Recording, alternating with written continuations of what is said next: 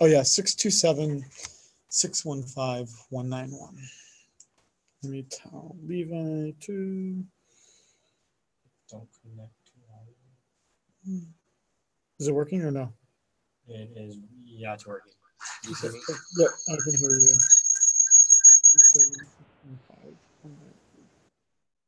Okay. Okay. Back to meeting. I wanted to use the meeting. And there we go. Okay. Okay, so let's do it with just the two of us. Blaine, Olivia. Everything. Do either of you know an Olivia in your life? No. You know an Olivia? I only know one, but she's like 4 years old, so I don't think it really counts.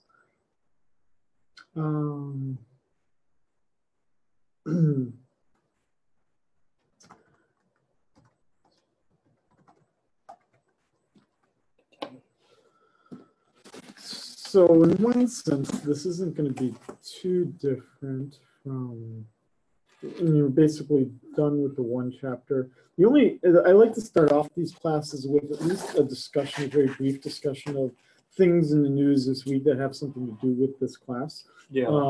And the thing that came out in the news today that was somewhat interesting was story came out this morning. I read it this morning, so it would have been probably news late last night. That was on that the general sentiment of the market is that the Federal Reserve is not going to bail out emerging markets like they did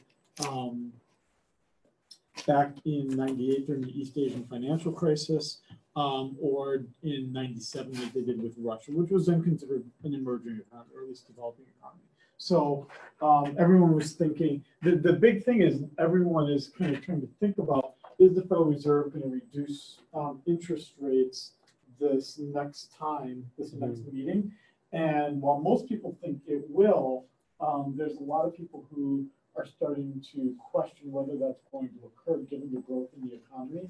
And some people were saying, well, because of the way that emerging markets are operating right now, the Federal Reserve will be accommodative and will reduce or increase the money supply to be able to help these emerging economies.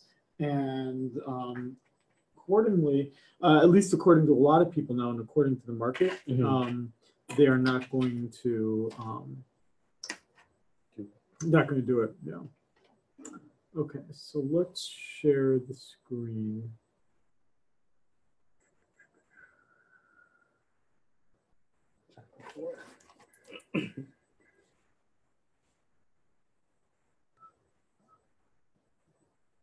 What are you seeing on your screen? Oh, on your computer, are you seeing? Oh, let me see. Yeah, you tell me what you're seeing when I can see it.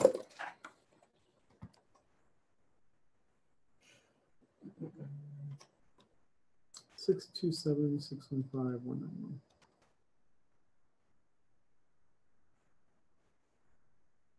Yeah. Perfect. Excellent. Good. Okay. Okay.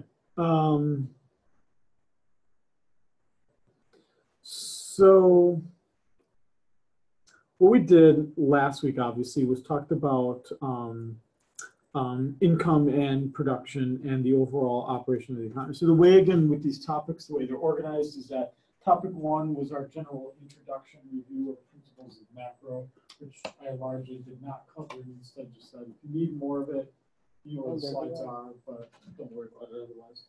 Hey guys. And then topic two was our income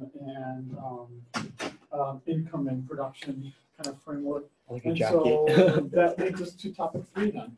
So in topic three then, we just basically have our overview of, let's start to talk about money, because we basically had said that obviously money is pretty important in this economy that we've constructed. So let's go through it. What about the Cheesecake Factory? Did a lot of people go during a hurricane or no? Yeah. Oh. This is weird. What about today and yesterday? Did a lot of people go? Yeah, it was slamming yesterday.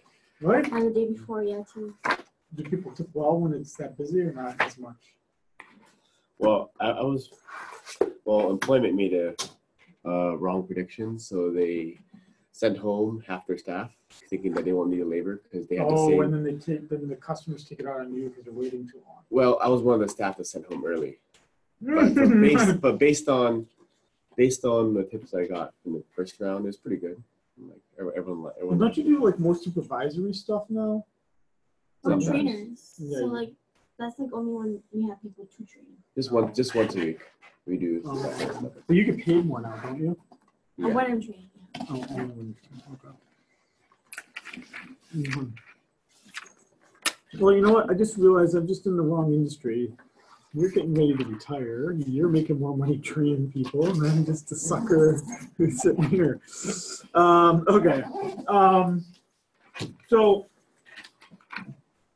just like the last topic, a lot of what I'm trying to do here is I'm both doing a review of what you would have remembered possibly from principles of macro, and then I'm basically taking it a step beyond. So like, for instance, last week, we talked about things like GDP, C plus I plus G, and you had some general, you probably remembered something, but we obviously went to it to a greater extent. And that's basically what we're going to do here. Okay, so what is money? Money is basically anything you want it to be. Money does almost all the time, does not have any intrinsic value at all. Money is whatever people will take. Why does the US dollar have any value? Because it is the most universally accepted,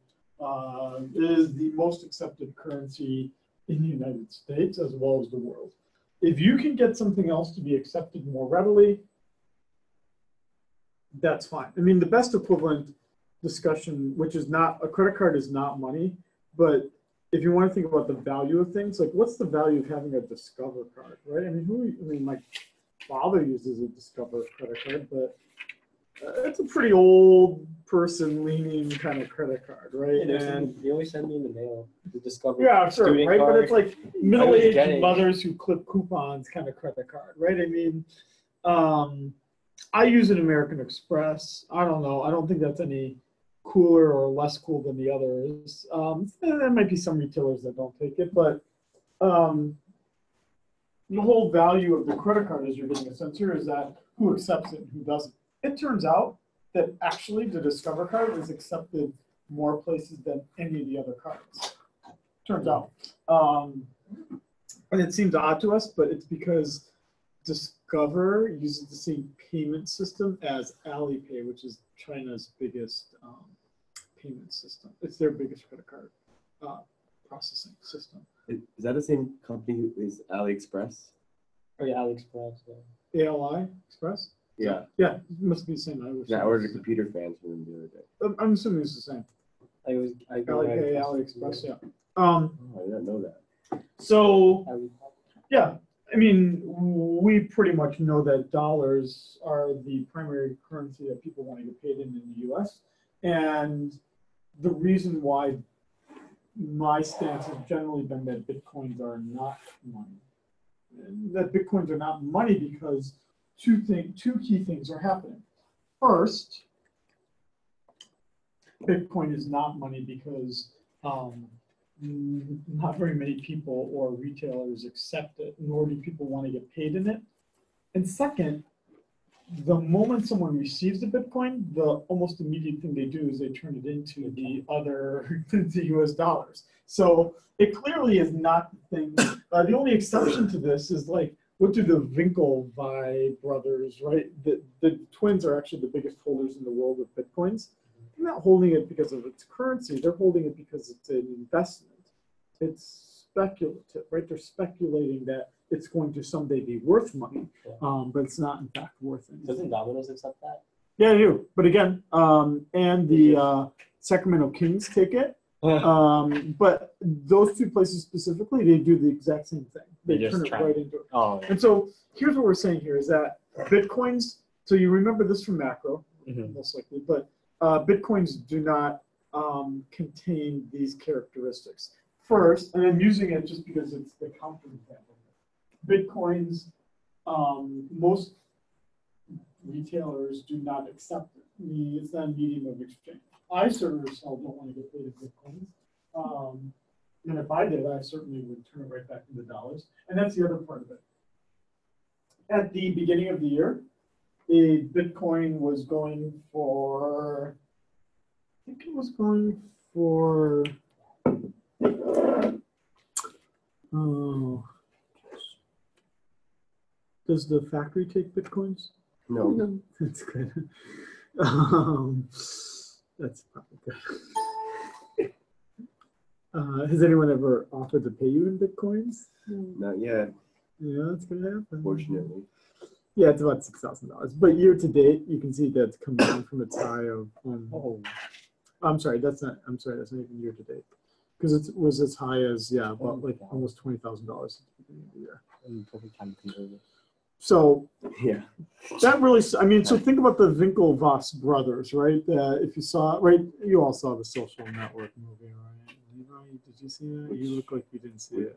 Is that the one? It's the one about how Facebook was made. No, No, I haven't. no, seen did that. not see that. No. Was Anyone? Did you see? Zuckerberg's story and stuff? Yeah. Is it a cool None of video? you saw it. No, it's a really good movie. Oh, it's a movie. Oh. So yeah, so you guys, me talking about the Winklevoss brothers means nothing then. Okay, so when Facebook was created originally, I'm not trying to tell the story of the movie. So if you don't want to listen to me right now because you want to watch the movie, it's fine. Watch it out, man. But Zuckerberg did not create, didn't have the idea for Facebook. He created Facebook, but he didn't have the original idea. Oh. The idea was that individual like dorms and whatnot had these like books that had all the pictures of the people, and that basically what he did is he combined them all, and he created this. The Winklevoss brothers, these twins, came up with the idea that you had to have like a harvard.edu email address to like get into this, and so it was more exclusive, and so people wanted to do it. And Zuckerberg basically took that idea and made it into the website, and then kind of basically stole the idea from the Winklevoss brothers, who then sued Zuckerberg for money and whatnot. So fast forward, right? Zuckerberg ends up, Facebook takes off, does well, and he has to then, he gets sued by the Winklevoss brothers for stealing the idea. He has to make it, get sued, has to pay them some money and all this stuff. The Winklevoss brothers, who are very, very rich, then take this like settlement and all the money they had, and they bought a lot of Bitcoin. They bought a lot of Bitcoin. They are the world's largest holders of Bitcoins. They live in Indonesia now, and they're doing what rich people do, right? They, after one success, they then try to parlay it into another success. And so that's what they're trying to do. But the whole point of money, when something has the characteristic of being money, is that it tends to have a stable value. Otherwise, people don't want to hold it. If it doesn't have a stable value, then you're immediately trying to get rid of it and turning it into something stable. Right, we're just on the anniversary of September 11th a few days ago. Right, when that happened, people were like, oh, what's going to happen to the United States, right? I mean, you could start thinking those like big thoughts and like, oh my God, something's really bad going to happen. So what do you think people bought if they were starting to question, will the U.S. rise again? What would you buy? Will the U.S. rise again? Yeah, like if you're like, oh man, I have all this dollars, and let's say you knew on the 10th that this was going to happen, that the thing was going to happen tomorrow, and you had this chance to, whether you wanted to continue to hold the dollar or whether you wanted to do something else, what would you choose to do? And you knew it was going to be bad. You didn't know like how things would end up in the end, but you knew this like really bad thing was going to happen the next day to the United States. Transfer to a different currency as the What currency would you buy? Probably the yen. Okay, by the yen. The unfortunate part there would be those Japan's biggest trading partner is the United States. So, oh yeah. So what else would you buy maybe? Mm-hmm. What if you thought that, okay, U.S. is going to get really picked, so they're going to like bomb the fuck out of like Afghanistan, right? And Afghanistan and Bin Laden is going to get really, right? So it's just going to be like a tit for tat, right? They're just going to keep fighting each other. So what if you thought that was going to happen? What might you, as a person, thinking, oh my God, this is going to be like the start of World War III? Because let's say you thought that was going to happen. What would you buy? Would you hold dollars? Would you A common currency that people like to buy is the Swiss franc, because Switzerland is generally independent of others, and they generally are non-neutral. So even in World War II, they maintained their neutrality, and so the Nazis didn't bomb them and do their things. Oh, so What else? What do doomsday people buy? If you think the world's going to end tomorrow, what would you buy? they That's the buy question. bunkers and like. Yeah, but what else do they buy? They still have to have money of some kind. What do they think the people are going to hold? Let's think. Jewels. What? Jewels. You're on the right track here. Gold. Gold. Exactly. That's the thing exactly that doomsday people buy. Right? So the moment someone starts telling you, let's buy silver, let's buy gold, they're questioning the US dollar. Right? So there's a Netflix movie, right? The two of you watch on Netflix. There's a Netflix movie that just came, it didn't just come out, but it's one talking about how the Federal Reserve has really mismanaged the value of the dollar. There's been all this inflation, and so you need to start buying gold, right? And it's a common refrain, right? You listen to those, and I'm not stopping you whatever you listen to, right? But if you listen to those like really far right, like even really, really conservative, doomsday is going to happen. Everyone's stealing from everyone kind of people on the radio and internet sites and whatnot. You wonder, like, how did they stay in the air? Like, how did they fund their operations? Because it's people selling gold that then have commercials on their thing. Because what you're saying is this thing right here. It wasn't that on September 11th people would stop taking the dollar. So this was still true. It's just that we thought that people would stop trusting the dollar, and the value of the dollar will fall. So it won't buy as much stuff. And then it becomes reinforcing, because then people say, oh man, my dollar is just falling in value. You can't buy as much yen or as much other things, but gold is really taking off. So what you see is that in disasters, or right after a disaster happens, the value of gold tends to rise. And when times are good, economically speaking, the value of gold falls. So, right, because people are like, why should we not trust it? So even if I went, I think gold's going for $1,400 now. No, about $1,200 now, I think. Gold rises in economic crisis. Yeah, so you buy it in crisis. You buy it when there's some suspicion that about $1,200. I was right. So yeah, about $1,200.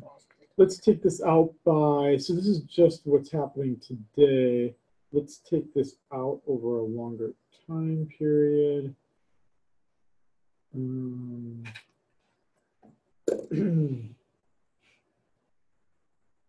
No. Times are bad, gold price up. When times Exactly. get Yep. good, gold price goes down. Exactly. Yep. So let's just take it out over 20 years, right? And so you should see,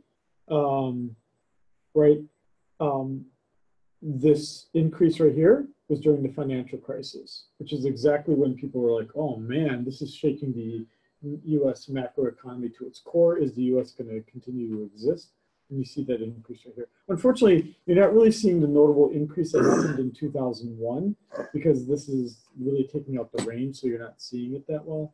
And obviously they're trying to sell gold because they want to show, oh man, over the past 20 years, the price of gold has tripled in price. So this is obviously a website that they're trying to make you buy gold or silver. Pick your thing. Wait, so in 2012 it went up because everyone thought the world was going to end in 2012? Yeah, because even though you don't know it, you wouldn't realize it. In 2012, the concern was, but obviously the economy did really bad in 2008, right? So went from something that went down, right? Okay. But then the U.S. put a lot of money into the economy, right, in 2010, 2011.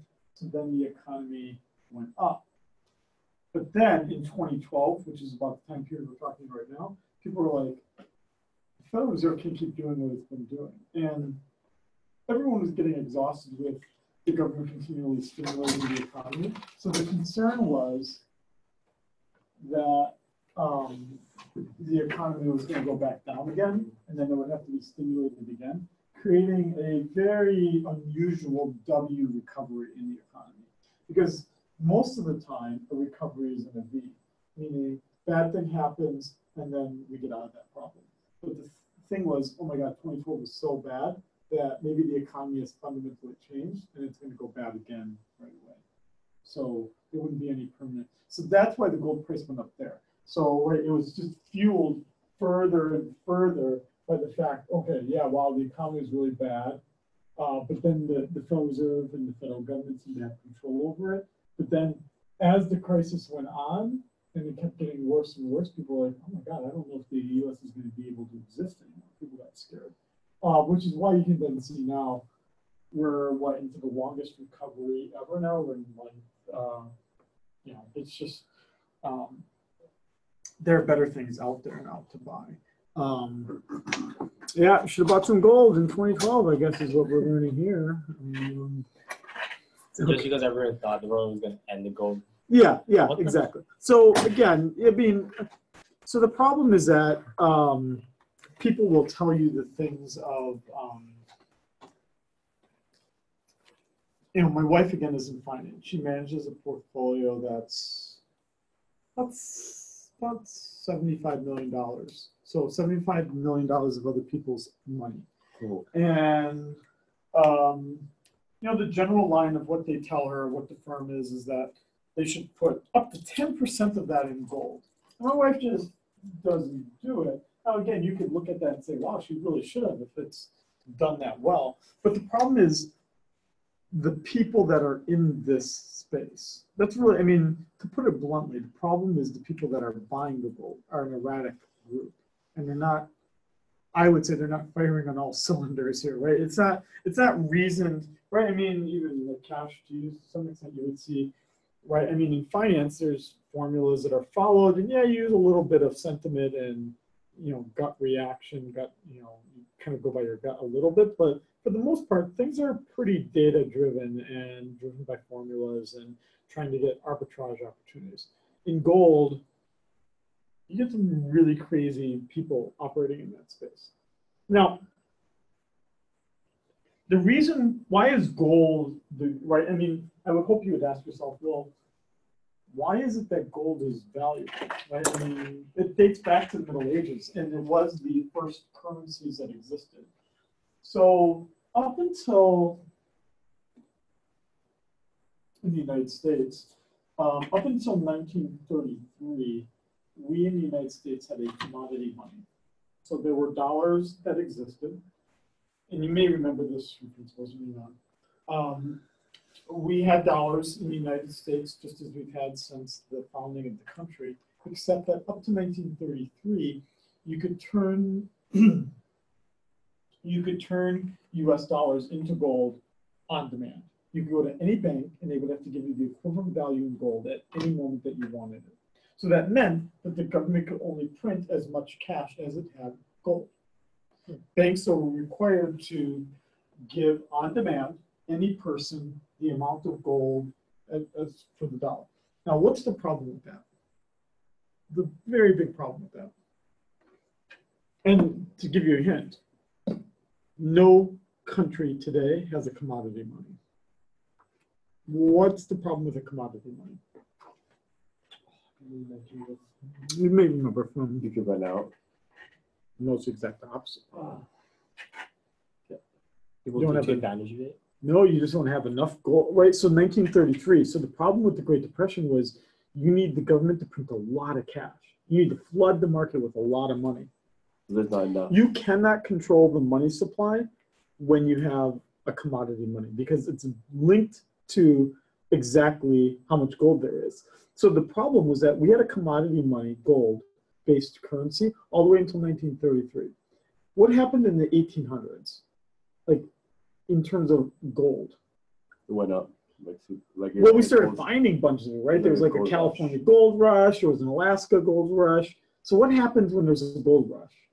Everyone just What happens to the value of gold when there's a gold rush? decreased. Exactly, because now there's a whole bunch of it. So, right? So it's not exactly what you want. It's not storing its value the way it should have been.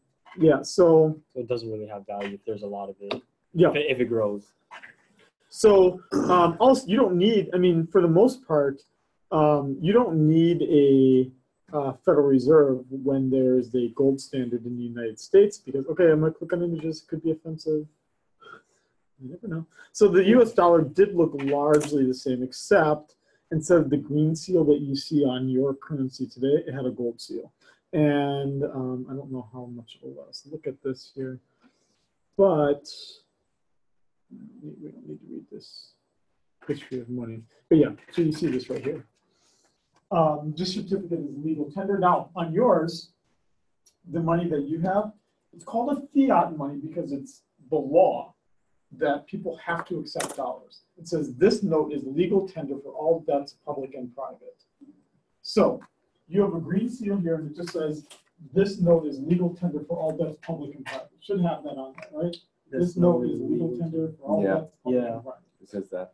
So that's the only thing that gives it value, is that it is the law, it is fiat, that's what fiat means. It is the law that people have to accept dollars. I mean, right, you could be a dick and pay things in pennies if you want to. But, you know, and retailers can say we don't accept pennies, but technically speaking, they do have to. It's just, you'd have to go to... Do you see those videos on YouTube? Where people are paying like a parking ticket. Yeah, I mean, the one where you got a car with pennies. Yeah, oh yeah, I saw that. He had to like add like a special suspension to his car. No, I mean, I'm thinking, I was telling the story about my, I was telling the story about how my landlord got fired from the management company because the professors organized this protest against him.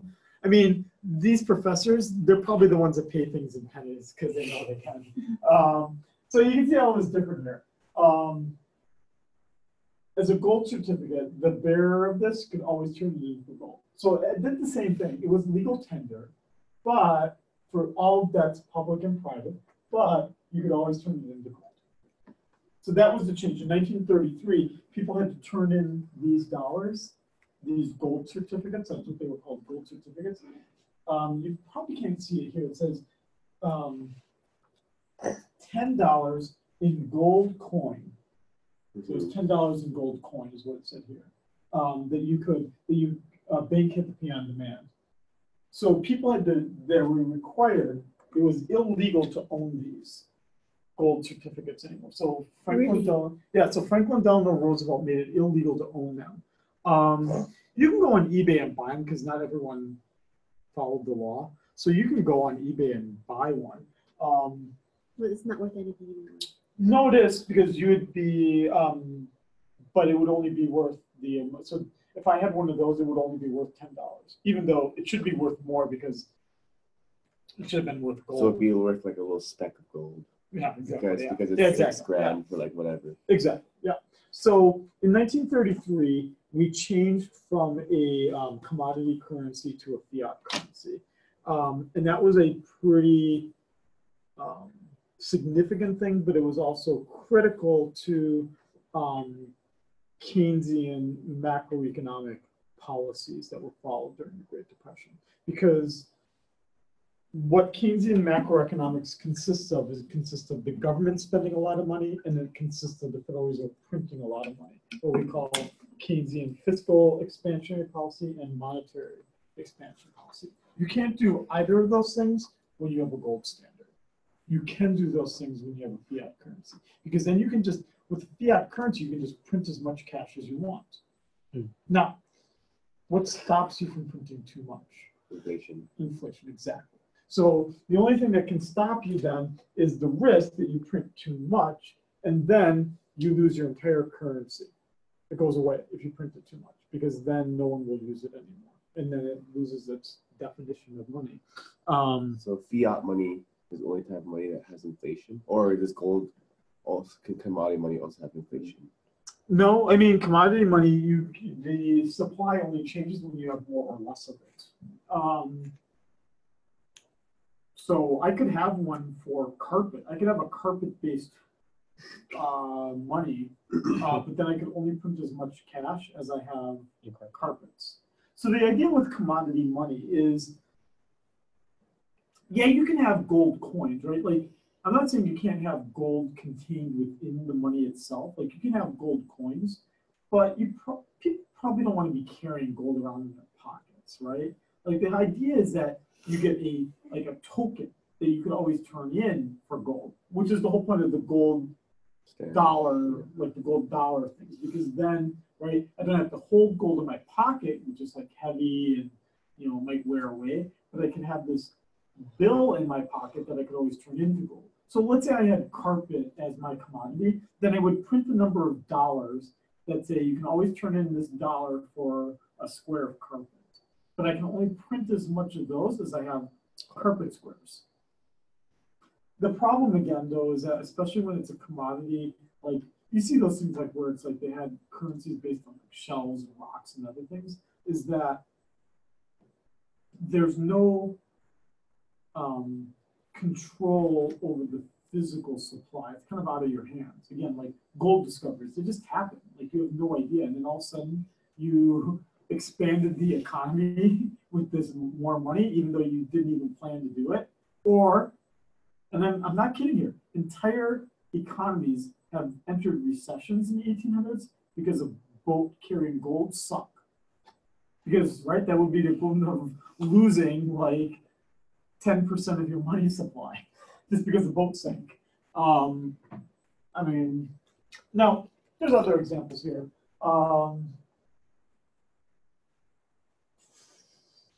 Other kinds of commodity money would be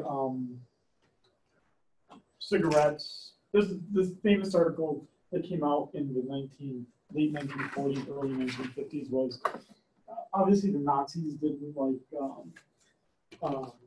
American fighters. So when they would catch an American fighter in World War II, they'd put him in a jail. But in jail, the only thing they got to keep were, they wouldn't have money, but they would get Red Cross packages, and they could put like, and they had like cigarettes, because it was like the old days when things were cool, right? Where you get like cigarettes in your Red Cross, you know, humanitarian package.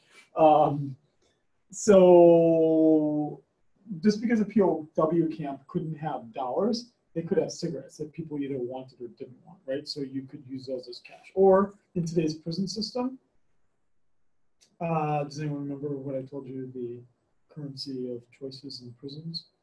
Two things. Isn't it like a barter economy? Yeah, but it's not just snuggle bucks. What's the currency of choice in a prison? Think about in a prison, you're not allowed, certainly not allowed to carry cash. What is it that you want if you're in a prison? Food?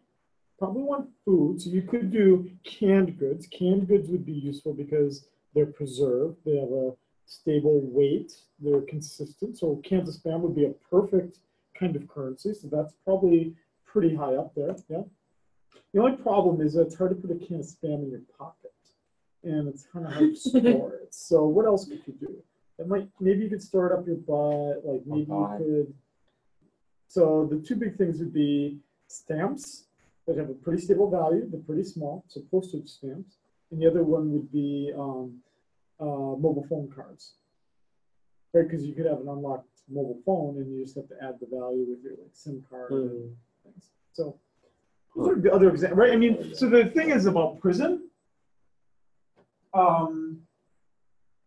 Yeah, I mean, societies will organize themselves around the thing that's of common value. So when we talk about those things of like rocks and shells, it was probably an economy like Hawaii back, you know, before contact that probably picked shells as its currency because it was something that was around, and you know, people probably said, "Oh, this one was, you know, touched by Maui," right? I mean, they would figure out some things that would make some shells more valuable than other shells, and right, that's how you control value. And you can do this whole history of currencies, right? That people pick like bricks or logs or, you know, other things. But the point is that money in a modern economy has no intrinsic value. So your dollar is really only valuable because others accept it. And the moment it loses that characteristic, it will no longer be valuable. So people that are like that fear the end of the United States because Democrats have taken control, or the fear because conservatives have taken control, right? The really extreme wings of a political party are exactly the ones who probably don't hold dollars, because they are the ones who do wake up in the morning and say, oh my God, I don't think the dollar's going to be worth anything today.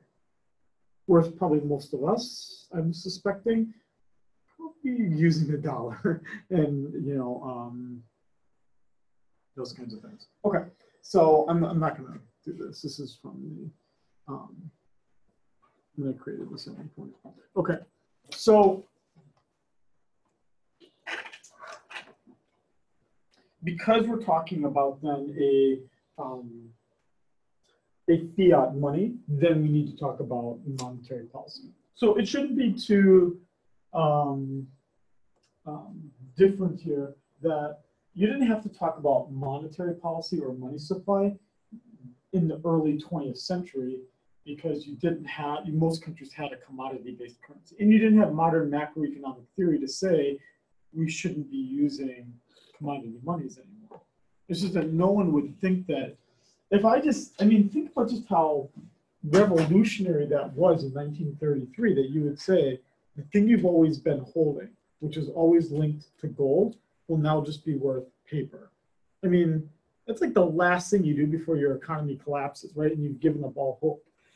Because, right, you basically, I'm not trying to be like really conspiracy theory about it, but pretty revolutionary move to say your gold-based currency will now just be worth paper.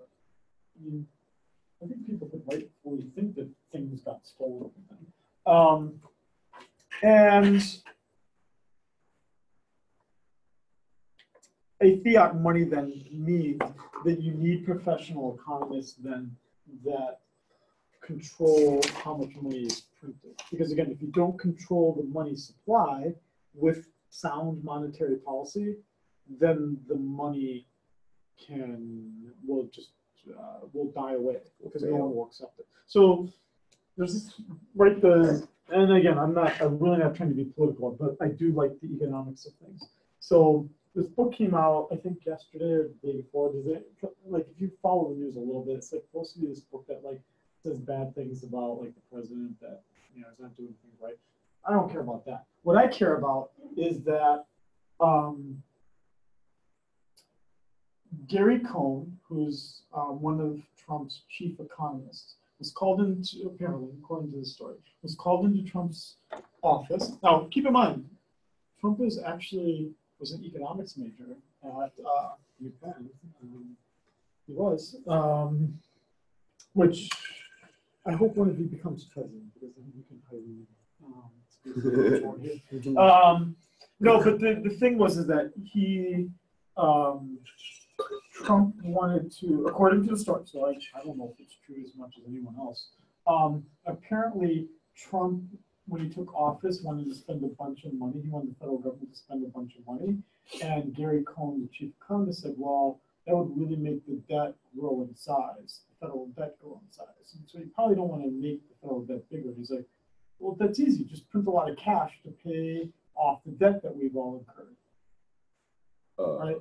So there's the issue, right? So, so in the story, in the book, it's used as an example of a person who is the leader of the country but doesn't understand monetary policy. But I don't critique Trump for it, because unless you're an economist or unless you've thought about it in that kind of way, it might seem like a simple solution, right? If I have the power of the press, which is what it's called, if I have the power to print more money, I think it would be pretty tempting to just be like, oh, dude, I need to borrow $1 billion, let's just print $1 billion. But it's like any addict, right? Like, I just want one drink, right? They never stop at one drink. I mean, that's kind of the issue here, right? Is that it wouldn't stop at just that. You would be under incredible stress to keep printing money, which brings about the whole thing I talked about last week of Watergate and the Nixon administration and Arthur Burns, right? Is that the Federal Reserve, that's why in this context, it becomes so very, very, very important. If you don't get anything from today except this, that's fine.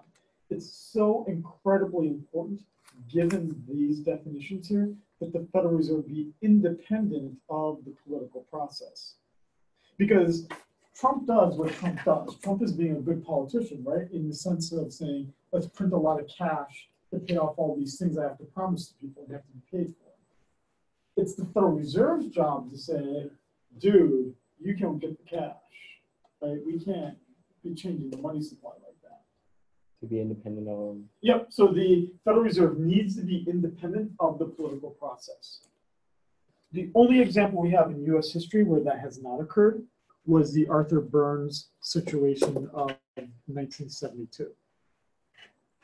And what happened there was Nixon, again, and it's pretty well borne out by facts, is that Nixon wanted to get reelected, and he knew that to get reelected, he would need to have the economy doing well. So he went to his friend Arthur Burns, who was the Federal Reserve Chairman, and said, I need the economy to do well, so let's increase the money supply. But he needed to increase it a lot to make the economy do well, which caused pretty high, as in terms of modern economic history, record high inflation in the US economy. Again, interest rates for mortgages that exceeded 15%. So that was pretty much. So is that a point in history where bread became 5 cents to like $1? Yeah, well, it was a time where the Gerald Ford administration, which came after Nixon resigned, inflation got so bad in the late 70s because it still wasn't resolved. In 1979, my father took out a mortgage and he paid 13.5%. And his was like a VA loan, so it was like supposed to be, after you fight in the war, they give you like a cheap mortgage on a house. And his cheap mortgage was over 13%. So Gerald Ford had told people to wear these like buttons that said like "win," which is like "with inflation now," which was supposed to be this like thing that the solution for inflation, which reached its peak in 1979 during the Carter administration, was the only way you could control inflation was by telling people to stop buying stuff. But that's not good for the US economy either, right? To tell people to stop buying stuff. So what happens is, fortunately, the worst Federal Reserve Chairman was followed by the best Federal Reserve Chairman. Arthur Burns is widely considered to be the worst. And the person that followed him was Paul Volcker, Volker, in Kansas City. Paul Volcker, let's talk about this here. So, and this is just kind of a review from, hopefully it's a review from the principles days. Nominal interest rate constitutes two things. It constitutes the real rate plus inflation. So the reason why my father paid 13% in 1979 for an interest rate was largely because of inflationary forces. That, right, the bank was going to get paid 30 years later, and they needed to make sure they were getting the inflation rate so that when they got paid back 30 years later, the money was as valuable, right? Because otherwise, if they don't add on inflation, they're going to get paid back with less valuable money. Well, how can you control inflation? Once inflation starts, how do you control it? How do you control Stop inflation? printing money supply? Exactly. Stop printing money. You got to reduce the money supply because you need the money to become more valuable. Inflation means that the money is less valuable. So you need to stop printing so much cash. What's the GDP effect of reducing the money supply? What happens into production when I make less money out there? It goes down, the economy shrinks, right? Because the primary reason would be, go back to last week's lecture, because you don't have as much capital. Capital is more expensive to borrow, businesses don't want to expand, people aren't spending as much money. So capital shrinks, right? Because if I'm reducing the money supply, it's just rates go up.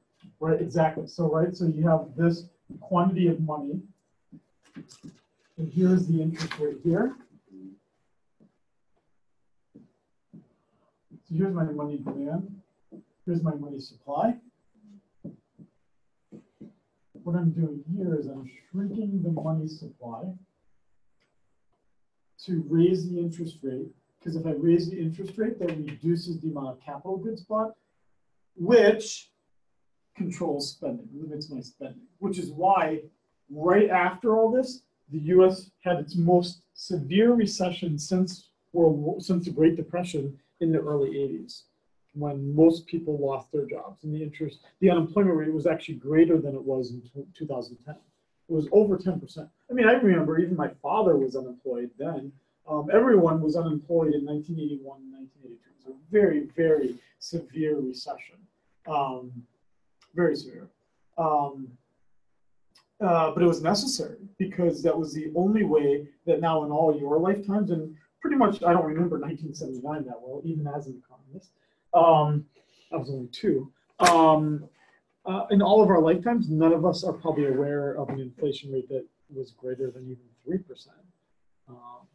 Right? I mean, we've become accustomed, now that's a problem, we've become accustomed to always having inflation, which means that we become complacent maybe and don't plan things appropriately for possible inflation.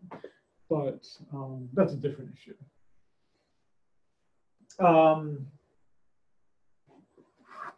To control the money supply, to control this all has to be done by the Federal Reserve, the Fed.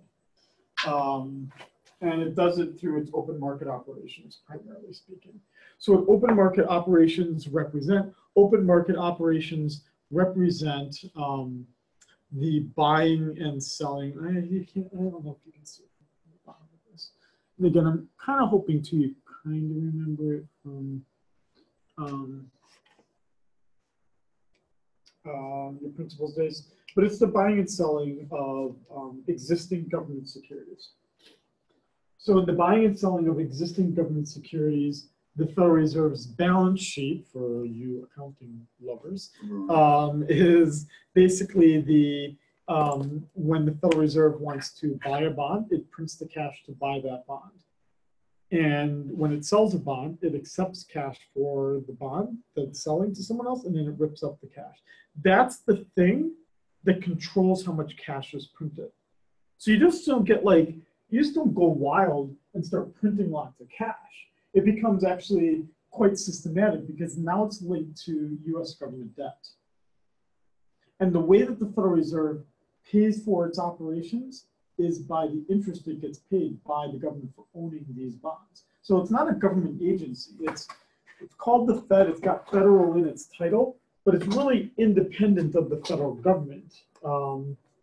It's holding U.S. bonds, and in fact, it's the biggest holder of U.S. government debt, but it's doing it only so that it has something linked to the amount of cash that it's printing. One more time, let's try to understand that. Government bonds lend to random companies and people? Well, so when the Federal Reserve, I'm sorry, not the Federal Reserve, when the Treasury Department originally issues the debt, so the Treasury Department is part of the federal government, and they're the ones that manages basically the checkbook for the United States federal government. And they're like, fuck, you don't have enough cash this month, which happens every month except April. Right, April they get the big chunk from all of us, but every other month they are spending more than they're bringing in, which means that Treasury is like, okay, gotta issue some debt because we need to bring in money to cover our shortfall. So the U.S. government can't just print more cash to cover up its shortfall. Has to issue bonds. And these bonds range in maturity from 90 days all the way up to 30 years. People pay the government money. So people, companies, pension funds, insurance companies buy these bonds that are issued by the federal government. People, companies. Yeah, people, companies, insurance companies, Social Security buy these bonds, which are just like any other bond, a promise to pay. And and they're issued by the feds. Yep, by the federal All government. these bonds So- are issued by-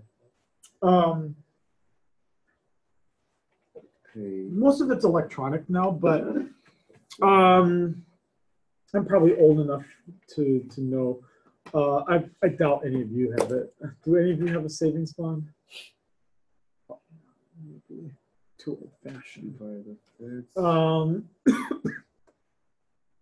sound like an old man. These bonds have interest rates. Used to be back in the day when you were born, your uncle or whoever, someone that's not directly your relative, like like your mother or father, but someone. Mommy bond. Yeah, see, exactly. So, right, so when you're born or when something would happen, you would get a savings bond. And that's the equivalent of, right? So it looks like this. I still get it when I get my income tax refund. I usually get it paid to me in bonds. So it's not cash, but it's like a very small, this one's called the Patriot Bond because these came out right after 2001 because people wanted to say like, oh, I want to buy something that's going to fight Bin Laden. So, right, so you could be like, I have a $5,000 stake in fighting Bin Laden. Because most of the time, U.S. government debt is sold in like $50,000, $100,000 lots. Well, here you could just be, I've got $500 or I've got $100 or $5,000.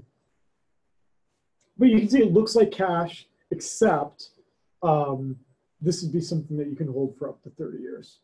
Did you save your bond, Kristen? No, I paid for it. I thought it's paid for my college. Yeah, see, there you go. Well, I did the right thing in this case. And Well, this is the no, same but rate. see, no, the issue would be if Kristen had said didn't have a savings bond, technically speaking, I didn't know that, but let's say she had had a bond instead of a regular bond, the Federal Reserve could have been one of the people that would have bought it from her, right? So the way that works is when you own bonds, you operate in this market. Just kind of like people like StubHub, where people have tickets, and then they go on that market to see how much would someone pay me for that ticket. So, right, so Kristen would say, "Oh, I've got this bond. It hasn't come due yet, but I just want to see how much I can get for it." And the Federal Reserve would go out there and say, "Hey, we'll pay that bond from you," right? So they're going to pay her cash, and they're going to take that bond. They're going to pay her cash they just printed, right? I, as an investor, could be like, dude, I want to buy some bonds, but I don't want to buy a newly issued bond. I want to buy a bond that's already out there that's paying a really good interest rate. So I go on the market, some other point, and it'd be like, hey, the Fed's offering this bond that they bought 20 years ago. I'm going to buy that. I'm going to pay for it, and that cash is going to be ripped up. That's the way that the Federal Reserve is primarily controlling the money supply. That the Open Market Committee. So, by the way, when you hear then that the Federal Reserve changed the interest rate, and you hear that 8 times a year, the Federal Reserve can think about what the interest rate's going to be.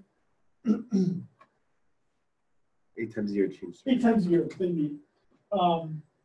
When you hear that announcement, the Federal Reserve changed interest rates, that's a result of a meeting of the Open Market Committee, which is the committee that determines, are we going to buy bonds? Are we going to sell bonds? What are we going to do?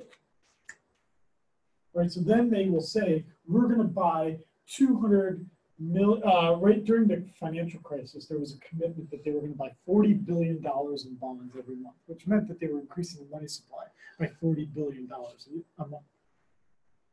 Right, so Whose bonds do they buy?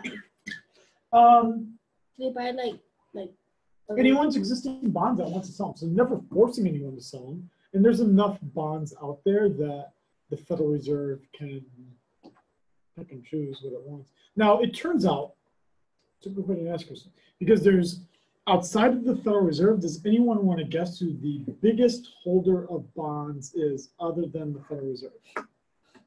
There's two parties, there's two possible answers you can give. The government?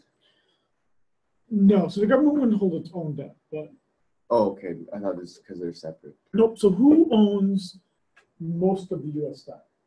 The biggest, so the biggest holder of it is Social Security. Social Security is required to hold U.S. government debt. So they're the biggest holders. Mm-hmm. But Social Security right now is actually selling its bonds because it's actually paying out more than it's bringing in right now. So that's actually a problem because what does that mean?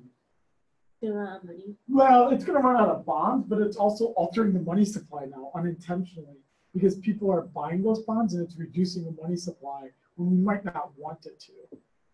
But as a private individual, who's the biggest holder of bonds? Let's take a guess. The biggest private holder of Companies? bonds. It's not a company, it's a person. Who's also A person. Yep. James also Bond. No, I'm just playing. Who? No, I'm just kidding.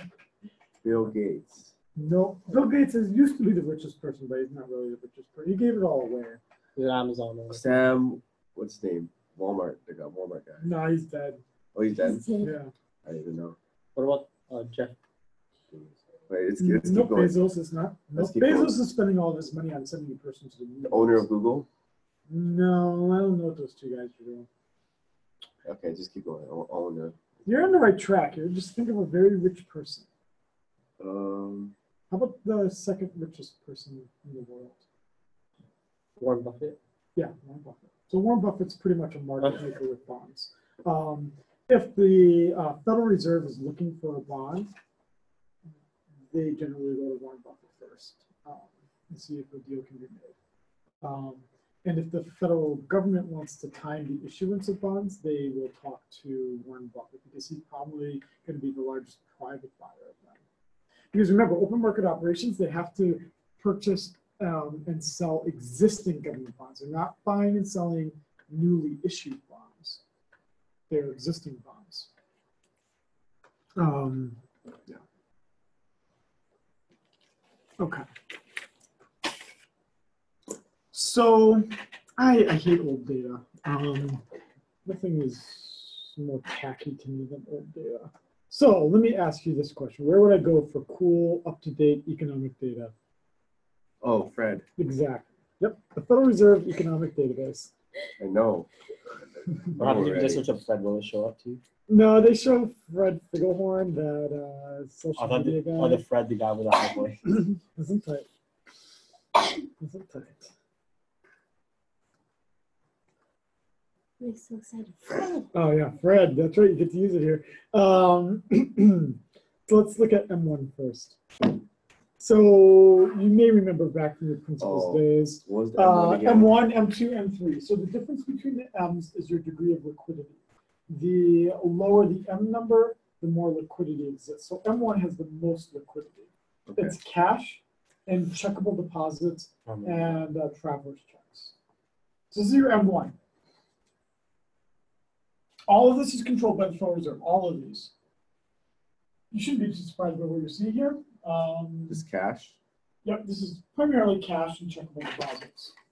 Most of it's not currency, most of it's checkable deposits, meaning what's in people's checking accounts. Okay. I mean, I don't know about you, but So debit items, pretty much. immediate cash, traveler's checks, checkable deposits, and actual cash. 100% liquidity, that moment. So this one has the most liquidity. So you can see right here, Instantly. this has got to, I mean, this, you know, the crackpots I was talking about that were saying buy gold, they're not complete crackpots. Right?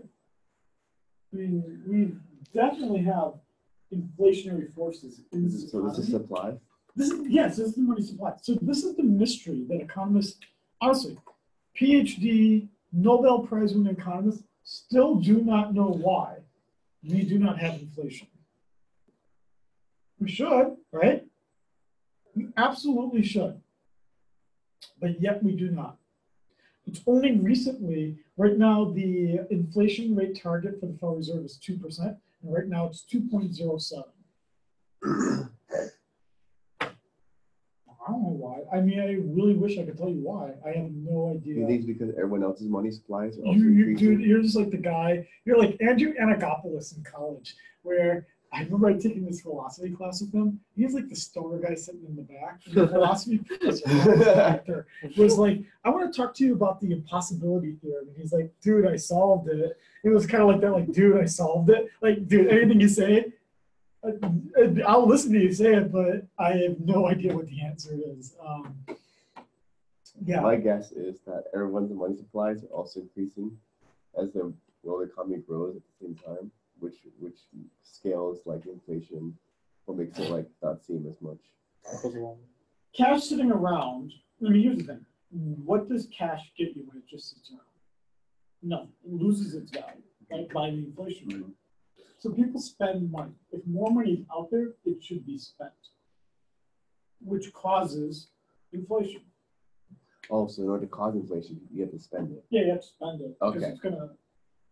it's gonna cause, right? But you're not seeing it. I mean, look at this. This is like almost a quadrupling, well, at least a tripling of the money supply. We haven't seen anything. And in a typical recession, you see slightly a change in the rate of change in the money supply, but nothing as significant as this. So, I mean, that's a mystery among investors. It's well, seasoned investment professionals. Not most investors probably aren't thinking about this. It's a mystery among PhD economists. I don't know what the answer is. Let's look at the others here. Starts in 2008. What? Starts in 2008. Looks like. Oh yeah, largely, yeah. Let's look at M2. What's M2 again? So M2 is everything in M1 plus less liquid assets. So savings accounts, certificates of deposit, things where there's a slight delay. Technically, a bank doesn't have to pay you out on a savings account for 7 days. If I want to get if I open up a CD, a certificate of deposit, I have to pay a penalty to get it out early, and they don't have to give it to me right away. All things that reduce the liquidity, meaning the ability of it to turn into cash. Liquidity is how fast it becomes cash that I can spend. So savings. Right, because if it's in my checking, I can take my ATM, right, and I can get it out right away. Yeah. Technically speaking, by law, the bank doesn't have to give me stuff in my savings account for 7 days. It's just that none of us in this room probably have enough in our savings account that the bank doesn't give a fuck about our $30 in savings, right? I mean, So savings, CDs, what are some other examples? savings, CDs, money market funds. Money market funds are investments that are traded only once a day, so that obviously reduces liquidity. The same thing here, though. And supply keeps increasing, not too surprising because it has everything already in M1. Almost a doubling of the M2. I don't know what the answer. I really wish I could tell you. I do not know what the answer is. We absolutely should be seeing a lot more inflation, and we are not. What the Federal Reserve, unfortunately, has to be concerned with three things. It has three duties. Inflation, creating a stable and consistent economy. That would mean controlling the GDP. Inflation, GDP, and then in the 1950s, it was forced to be concerned about unemployment. But Federal Reserve, central banks across the world don't generally care about unemployment. It's not the Federal Reserve's job to care about whether people are employed or not. The thing that central banks really only care about is inflation. And so when the inflation exists, then the central bank needs to act like they did under the Volcker administration. So now what they're trying to do is they're trying to do everything to create inflation, and they're worried about the inflation rate not being high enough. But it should be. So that's why the economists are all very confused, because if you did this, you definitely should have more than 2.09% inflation. And the theories, I mean, at least you're trying to think of something. I mean, the only theories I've read from quite reputable economists are, the one I saw was, oh, because there's 4 cell phone companies and they were doing that really intense competition, cell phone bills are going down. So, right, so that would cause the inflation rate not to be so high. Really? Cell phone? I mean, yeah, my cell phone bill is an expense, but it's not my primary expense of the month. I mean, maybe if I was a teenager, right, my cell phone bill would be by far the biggest thing I spend money on, but no. Maybe you thought that since cell phones are something that everyone uses now, it applies Yeah, but your cell phone bill is like what? $100. Exactly. I mean, Yeah. certainly not the. I mean, again, unless you're a teenager, then it's your primary expense. But would that be the reason why the inflation rate, as measured right now? I mean, let's look at it. So we know that when we're talking about inflation, just to remind us all here, we're generally measuring it with the consumer price index, the CPI, just so we can see how this looks over time here. Sorry, one more question. Yep, go on. So how about regular check? You know how like when you deposit a check into your account, it takes like a day to clear. Yeah. Is that considered M2? Is that M2 or M1? No, it's just the bank trying to make sure it gets. I mean, technically speaking, a check is just like cash.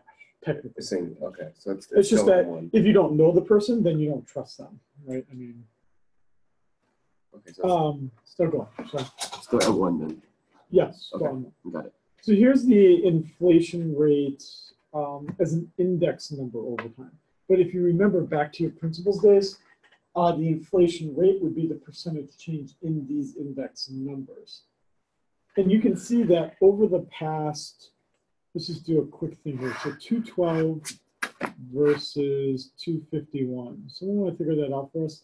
So 251 minus, let's say 212. 251 minus 212 Okay. over 212 equals what?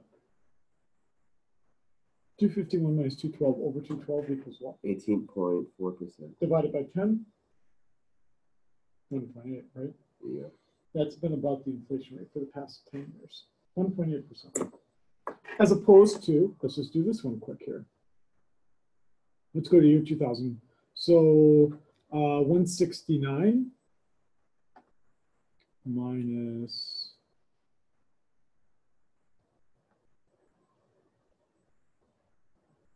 127. 169 minus 127 over 127 Okay. equals what? 33 point. So about 3.3% interest rate or inflation rate. Right, you pick your 10 years. I mean, well, let's do the big one here. Let's do the really big one. 78 minus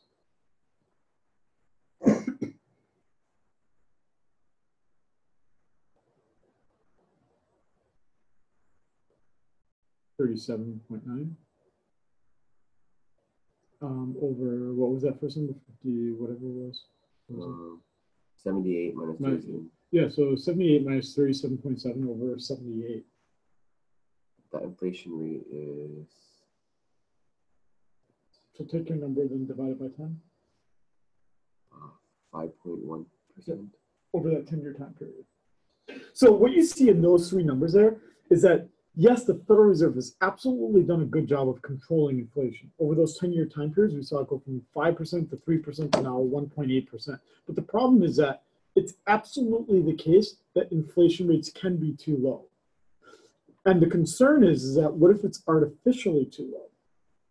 So let me give you an example, a real life example that my wife and I had to have this conversation because, again, I'm not expecting you're going to become PhD economists, but this is so I have two children, right? Two children, I have to save for college for them.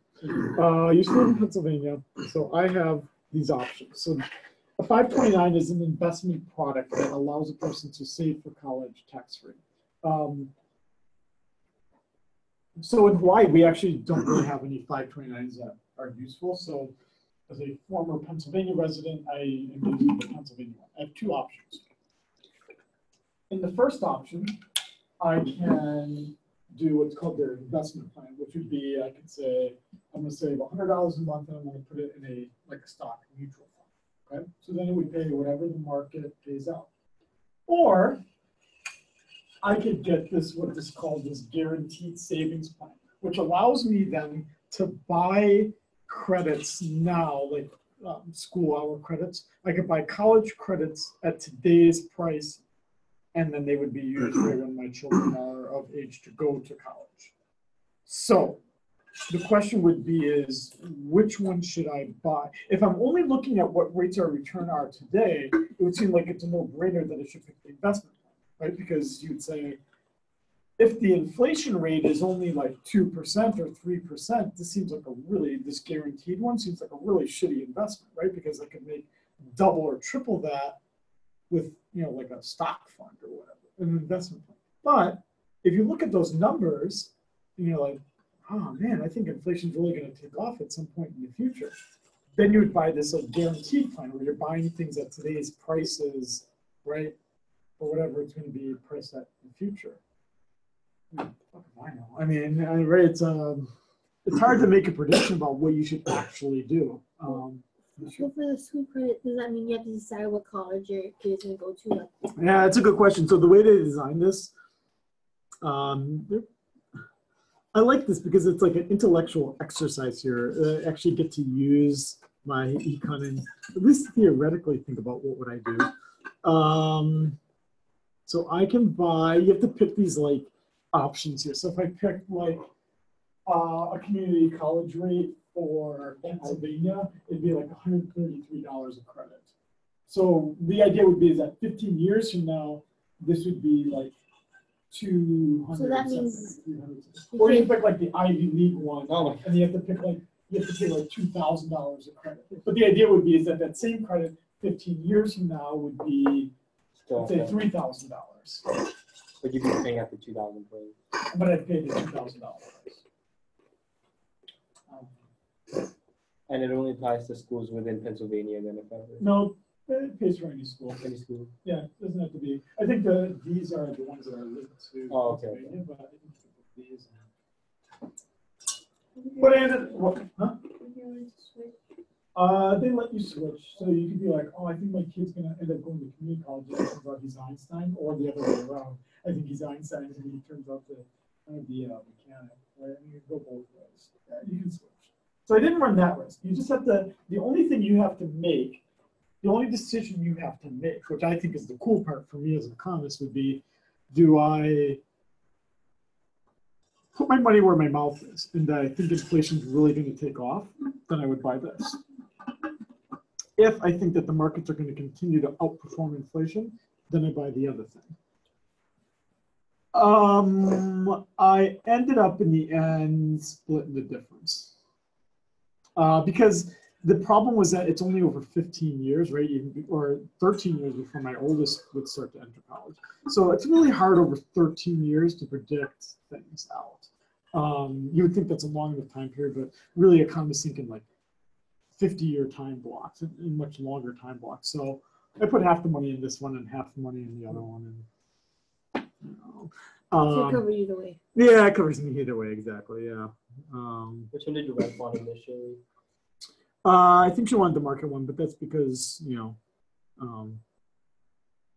she lives a life that's controlled by those kinds of things, by the market, which is fine. How much credits did you buy for you? How much credits are you buying? When I work in the summer, I put all the money I earn in the summer to it because I wasn't going to do it. I just do stupid stuff with it anyway.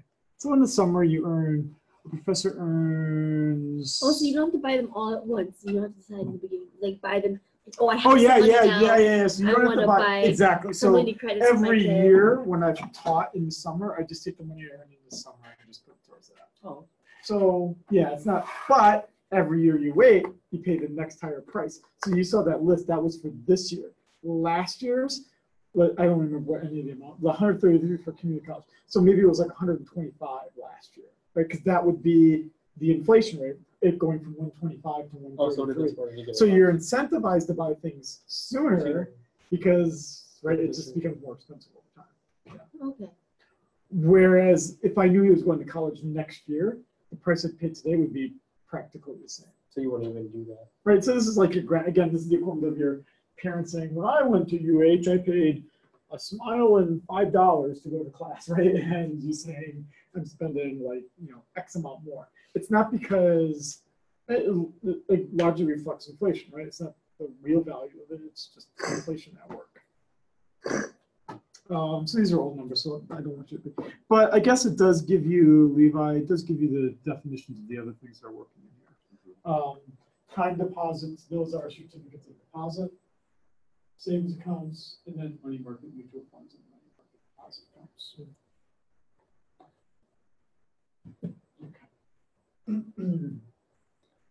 There's an M3 as well, right? Yeah, it goes all the way out to M8.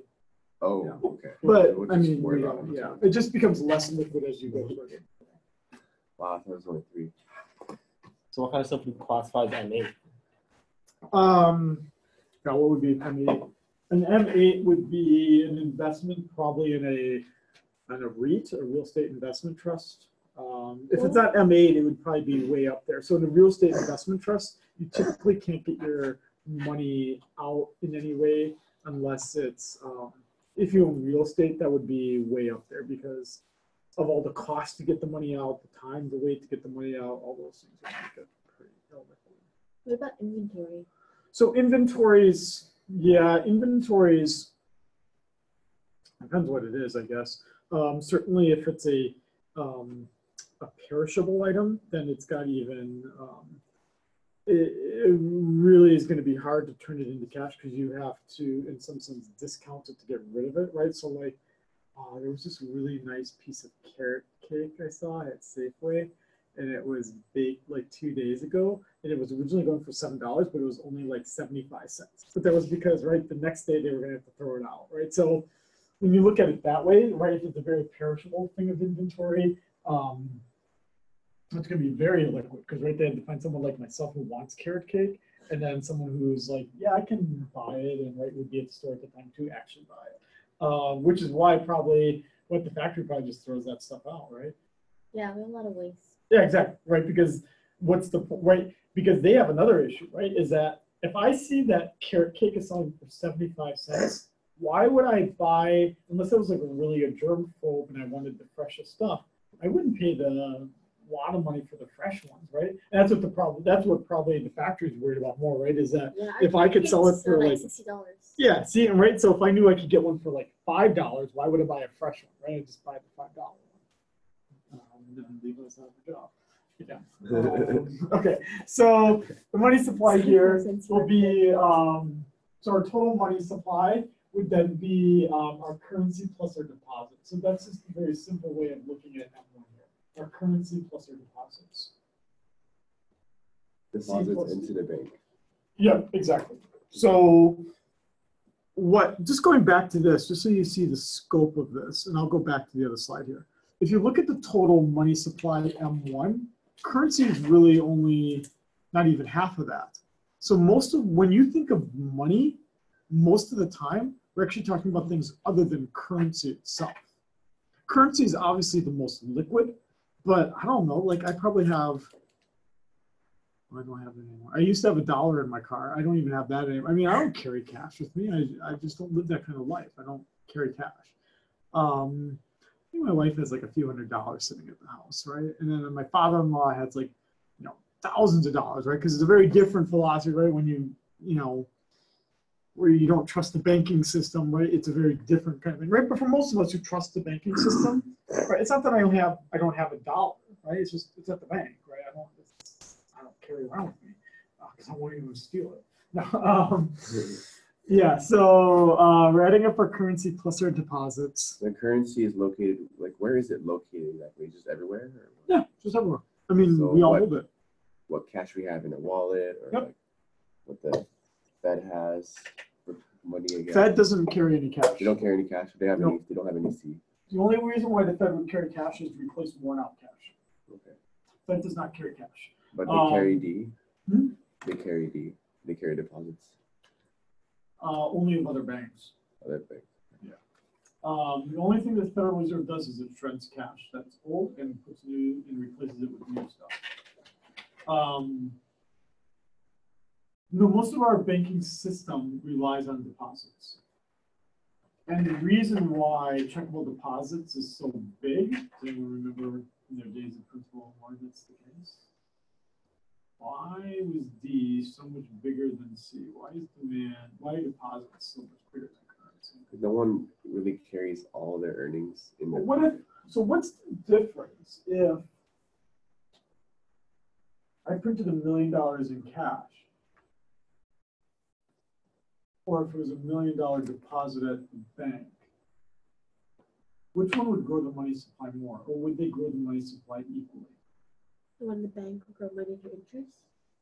It would grow because of interest, but there's something even more powerful. Why would I get paid interest by the bank if it's just holding my No, cash? there's the that system they use, the fractional banking system. Exactly. The fractional reserve banking system and the money multiplier.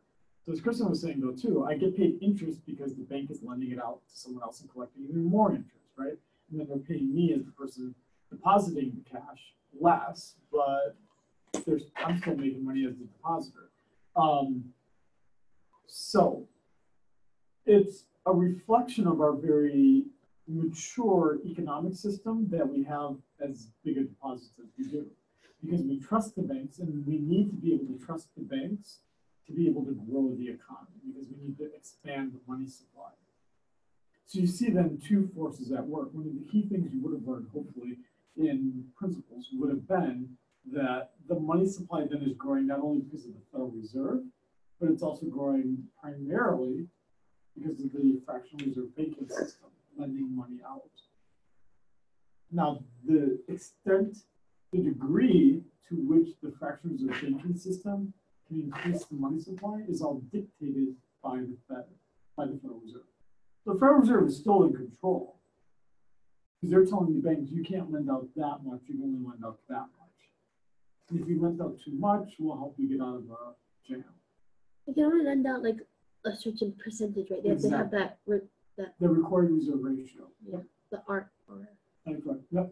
RRR, required reserve ratio. Yep. Still controlled.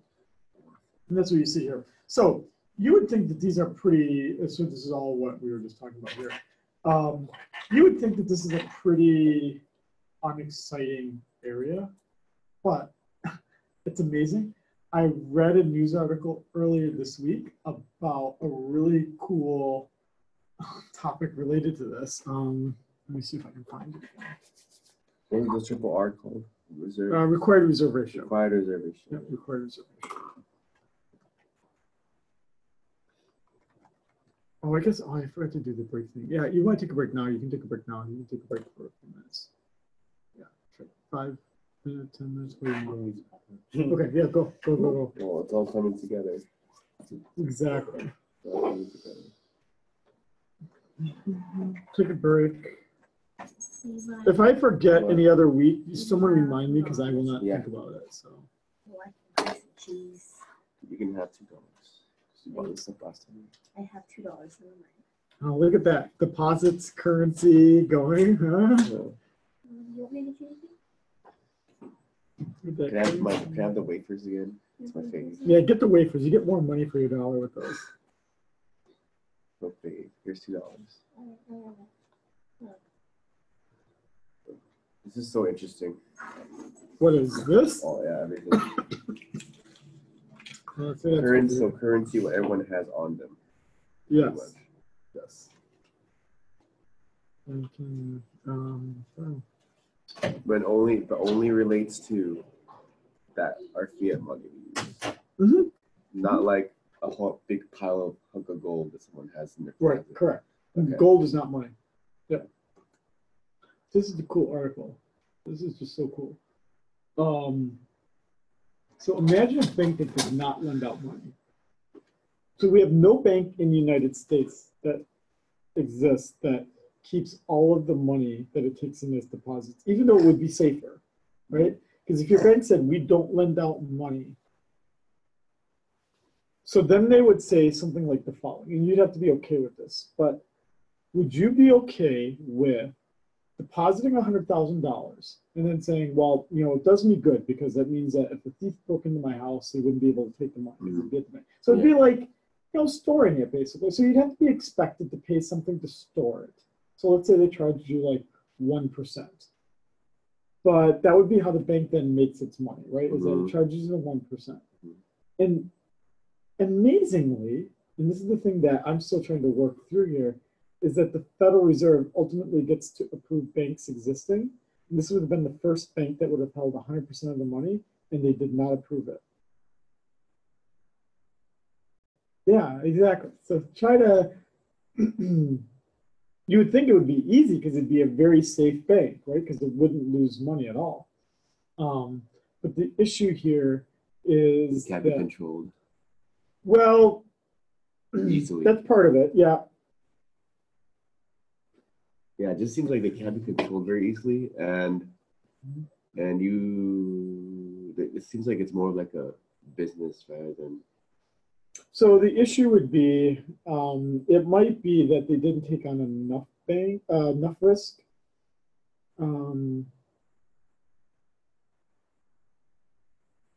And so now there's like this lawsuit, it looks like here, about, because they're like, why didn't you approve our bank?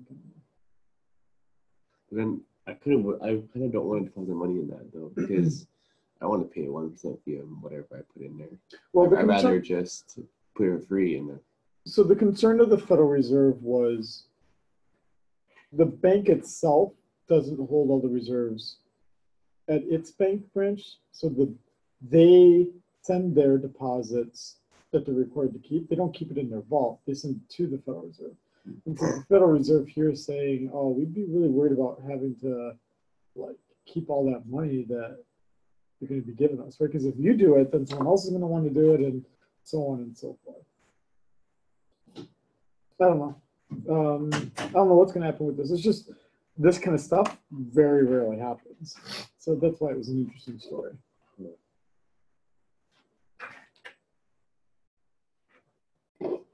You know what? This should be this thing. Oh, this is sad because now it's like the second time you have to do it. It's like, I think we should all read this article and write something up on it. Yeah, I'll do that. As an assignment for us? Yeah. Okay. Yeah. It sucks that I keep doing it to all y'all. It is really interesting. The grumpy economist. Yeah, economists are pretty grumpy. So I'm on this. So I could be at the Federal Reserve on the 10th of October. So we won't have class the 11th. I think the 11th is a Thursday, isn't it? Is the 11th a Thursday? Take a look right now. Yeah, it's a Thursday. Yeah, so we won't have class, and I'll be at the Fed in San Francisco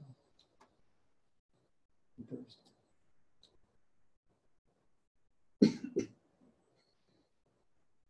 Which is unfortunate because I was hoping to catch the Giants game, but season will have ended by then, so. No fucking. Do you keep up with baseball or no? Do you have any sport up for you? I don't know. I used to watch football, I guess, but then I kind of got out of it because I was too busy with other things. Yeah. I was kind of into it because my dad was into it kind of thing. What was his favorite team? Dallas Cowboys. I'm also a Cowboys fan. America's team, right? Yeah, I'm a Panthers fan. America's team. Yeah, but I'm not too into it because I don't follow it seriously. But I follow golf more seriously than football, PGA golf. Yeah, it's because that's the actual sport I played and everything. Yeah. All I know is Tiger Woods. But Watson. once again, it's been a while since I even followed that.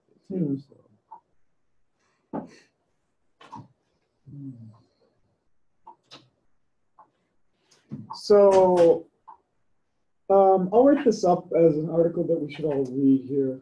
Going back to the slide, it was saying something about the fact that most all banks are fractional reserve banks, meaning that they hold only a fraction of their deposits.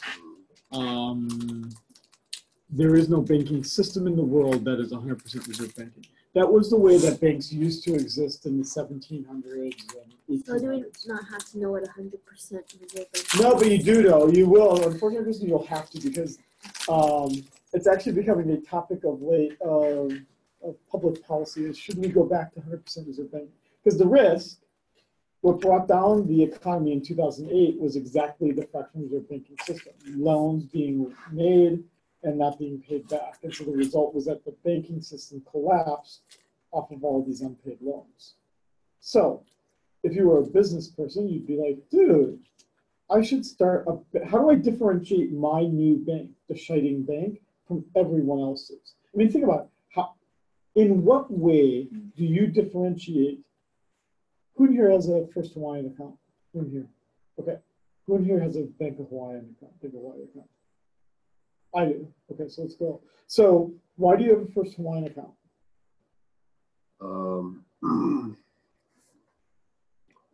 Well, when I went for my first bank account, right, Mm-hmm. I would know what the hell was That's the doing. way to do it. Yep. I didn't know what the hell I was doing. Mm-hmm. So yep. So first bank account, and is it convenient for you to go to the ATM and whatever whenever you have to? yeah, it's really convenient. They have online, this online Okay. also, and the branch is like very close to me. And so why didn't you join? You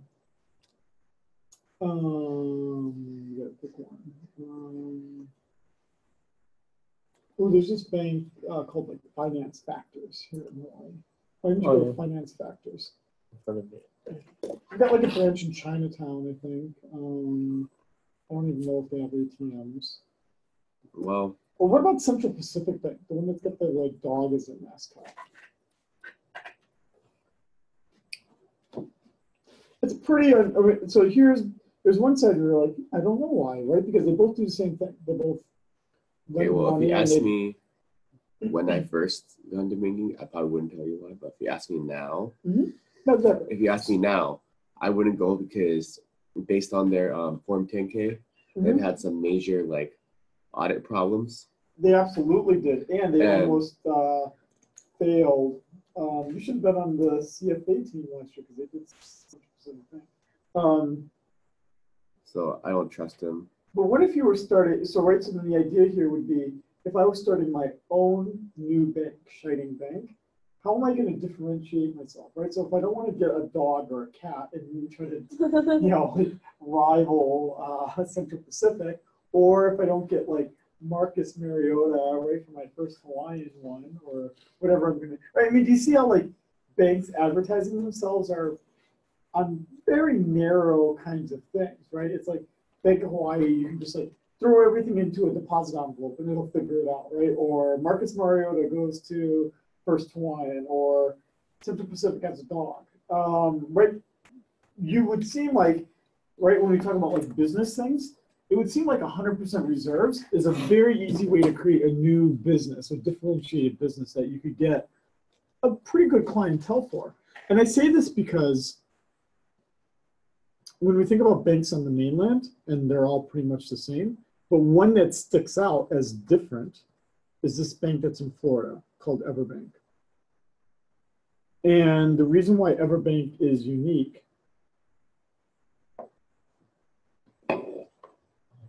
is because you can hold other countries' currencies.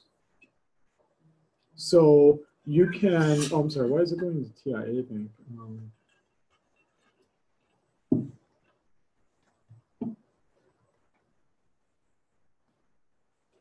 Oh, TIA bought them out? Damn. Well, that sucks. Well, I guess they're not unique anymore. Okay, well, that must have happened over the summer. When did it happen? Oh, now I'm really curious. Well, Everbank used to exist on its own. When did it get bought out? June 4th. Oh, the day before my birthday. Okay, well, this bank right here was unique because you could hold other countries' currency. So you could be like, dude, I earn dollars, but I want to hold it as yen. And you don't want to open up a Japanese account, so you just open up this US bank account and you would hold yen in your account. All those kinds of things. But if you want to get into the bank industry, and this will be the article then that I give you all to do a write-up for me on, will be this article that came out a week ago, which honestly in the news, this is about the only story that seems even interesting, would be a bank had applied to have 100% reserves and the application was rejected by the Fed. So I'm going to ask, I'll ask some very pointed questions. So basically you read the article, summarize it, and then answer my pointed questions about it. But basically the Federal Reserve is not going to allow what they call a narrow bank or 100% reserve bank to exist. I'm not going to tell you why. You have to solve it yourself, or tell me why. Okay. Have you read the whole article already? Yeah. I'm not going to tell you. It's like a murder mystery. I'm gonna go through these a little bit faster because I'm hoping you kind of remember these things. But again, I'm trying to expand on the topics as well because in principles, we talked about this for like a week and a half. I'm talking about it today, but I'm also going beyond each of these topics as well. So let's say we got $1,000 again. Hopefully, again, largely review here that if I just have no banks at all, then there's no deposits. The money supply exactly equals the cash. So no banking system means as much cash is printed is how much money exists. If I have 100% reserves, it's also the same thing. It's the same thing as having no banks. The money supply exactly equals the currency because banks aren't lending any out. This is part of the reason why the application was rejected, because it's hard to have 100% reserve banks coexist with fractional reserve banks. It reduces, I mean, if you think about it, a bank is only required to keep 8% of its deposits. Most of us don't think about it, but you might think about it more if other banks were keeping 100% of their deposits. It would cause a classic bank run. I mean, that's part of the concern of not approving that kind of thing.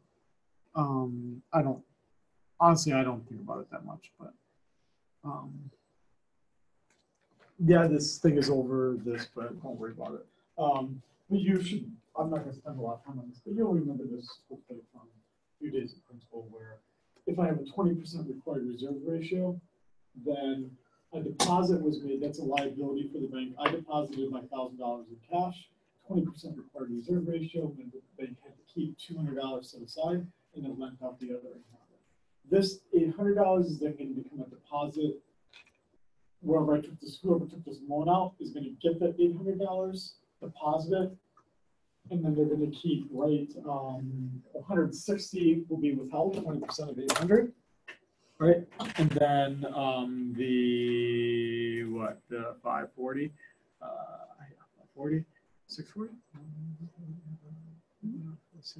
640 will be lent out, right? And then you'll keep going on and on and on.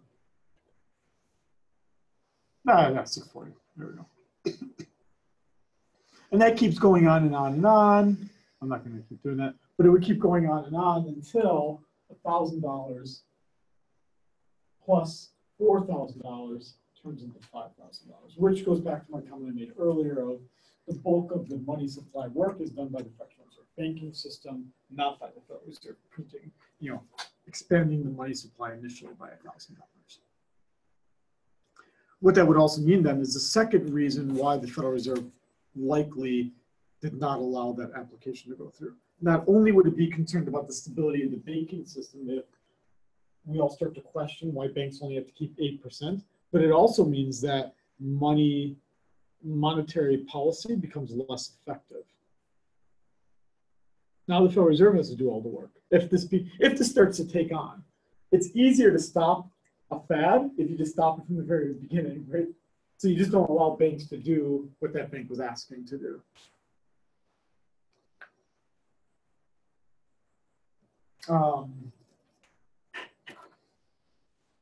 So the most important thing, though, to see here is that the reason why the fractional reserve banking system is so important is that on its own, it doesn't create wealth. But what it does is it allows for the borrowing of money that I can use to buy capital goods, which then does create wealth and economic growth in the economy.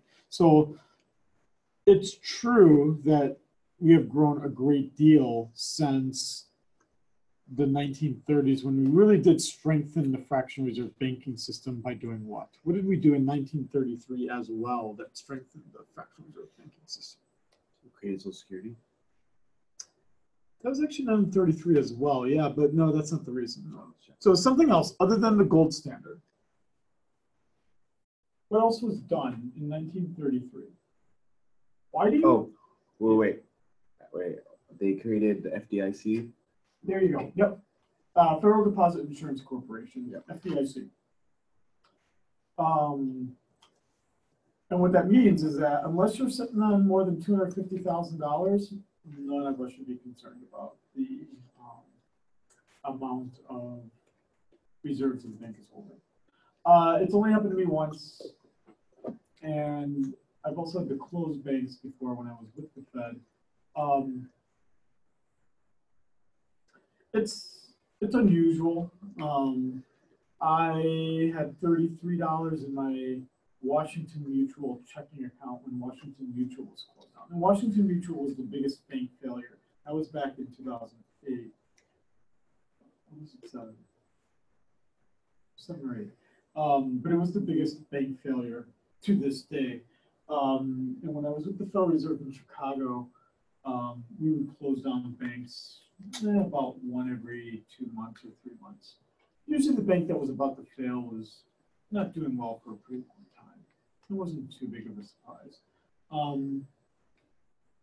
Most people didn't lose their money, but then some who did have more money lost a lot of money. If you probably remember me telling the story, like we would have like companies would have their like payroll all in a single checking account, and they would lose millions of dollars. There was a school district that had all of its payroll, and it lost like $11 million. And then they're not insured, so the only thing you're insured up to is in the United States today is $250,000. Back when I was at the Federal Reserve, it was $100,000. So at least it's gotten bigger. So what that means is that when a bank does fail, there is no money to be found because everything is lent out. The way that banks make money is that they are basically over leveraged. I mean, that's how banks make money, is by being leveraged, meaning that they're lending out all the money that they possibly can. So when a bank fails, outside of like the teller booths and a few ATM machines, there's not a lot of cash to be found there, which is why the last resort of what the Federal Reserve wants or the FDIC wants is for the bank to actually fail.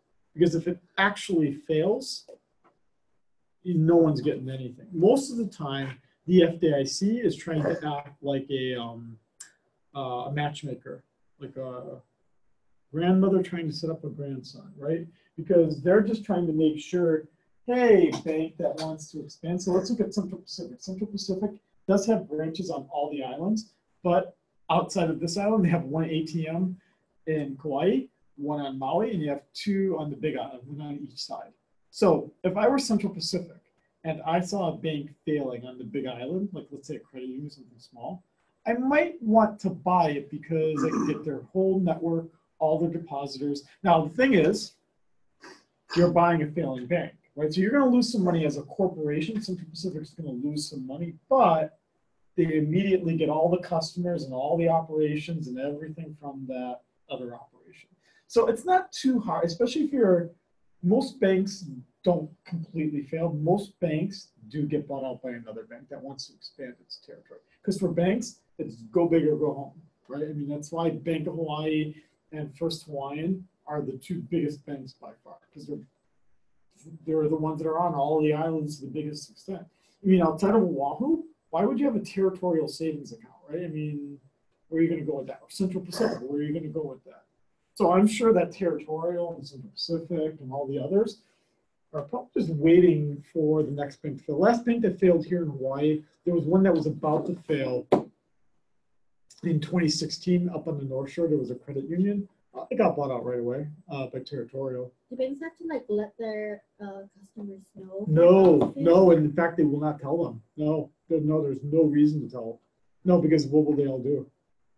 They'll take their money out, right? Because they're still gonna. I mean, I can tell you the FDIC is gonna pay you out, but you're gonna take your money out right away, which it will cause a bank run. So yeah, banks are very tight-lipped about it. They will not say anything about it. And as the FDIC, we also don't tell, with the Federal Reserve, we don't tell people about it either because we don't want everyone rushing. So back in the day when banks would be open, even in the early 2000s, banks were just still open only 5 days a week, 8 to 5. You'd go to the bank at like 4:50 and you'd put up the signs and you would close the bank down and say we're closed for business. And then you would count the cash and ownership would transfer. So, yeah, the last bank that happened to here in Hawaii was 2016. There was a credit union in North Shore. And it got bought out by someone else. I'm not gonna say that. But yeah, you saw, I just said this, so I don't need to say it again, but basically banks make money by being leveraged, meaning by lending out their money. The whole way you make money in a bank is by being appropriately over leveraged. So you were talking, Levi, do you know why Central Pacific failed? Or not, it's failing right now? It's not doing very well. I'm not telling, does anyone here have a Central Pacific? Oh, really? I don't want to be a rumor spreader, but I mean, I don't, I'm assuming you have less than 250,000. So I wouldn't worry too much about it. If you have more than 250. What happens if it fails when I have a credit card with them? Oh, it has nothing to do with it. They're both separate operations. Oh. It's just it's like the Bank of Hawaii one is actually run by Barclays, I think.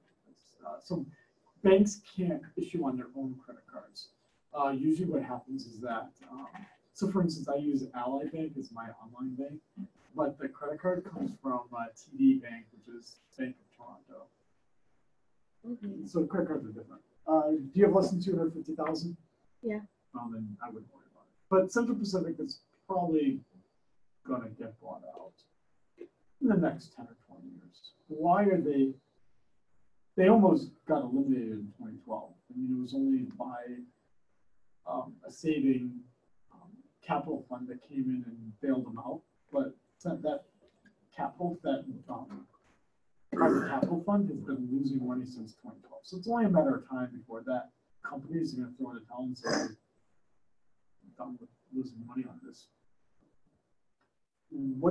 Does anyone, anybody know what's wrong? I looked at it like a year ago or like a year and a half ago. So trying to remember what I remember. It's something about, corporate governance scores, if anyone knows what that is. The audit was like a 10. Mm-hmm. So something about like how they kept track of their money or like how they were audited by auditors. Well, that was one of the problems. So one problem was that they didn't have good internal controls over their money. That's what it was. And so what they ended up doing was that in 2006, they decided to buy lots and lots and lots of undeveloped lots and lots and lots of undeveloped land in Nevada and Arizona and California. It turns out that one of the riskiest types of real estate investments someone can make is undeveloped land. Because yeah, it's really cheap, but no one's there yet, and they might not be there for a reason, and they might not ever come.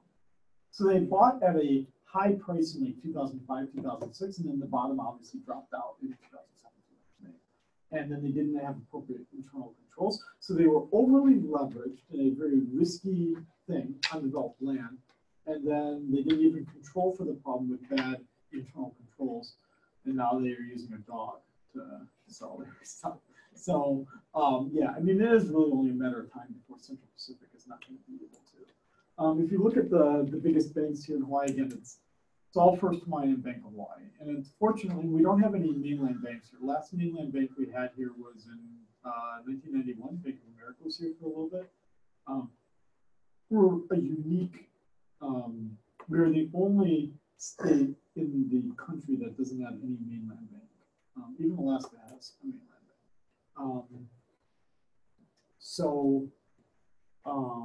The only thing you can say is that First Hawaiian is actually owned by Bank of the West, which is actually owned by BNP Paribas. So First Hawaiian is not really a Hawaiian thing. Bank of Hawaii is the only one that would fit that condition. But Bank of Hawaii has less capital than BNP Paribas, because that's an international French thing. And Bank of the West is also really big. Oh, maybe that made you the smart cat here. Maybe you're just really rich, and that's why First Hawaiian has all the money it does. Oh, you said you got it when you were a young kid, right? Yeah, I was like 16. Yeah. I really didn't know what I was doing. But I got it for convenience, and it seemed pretty solid. I thought it was because your dad had it. Yeah, but that's which is probably right. It was exactly right. So what do you think I'm going to have to? And my son doesn't have one yet. So what do you think I'm probably going to open for him? A Bank of Hawaii one, because it's the one I have, and I'm not going to set up a banking relationship. Yeah. Just for him. I'm not going to say anything more about this because I've already talked about this a lot. I'll let you read it. consume it here, but basically banks, the whole point of the capital crisis was over leveraged, wrong types of assets, and basically as a credit crisis. That's the thing, right? I mean, when we talk about 2008, 2009, it's not a recession.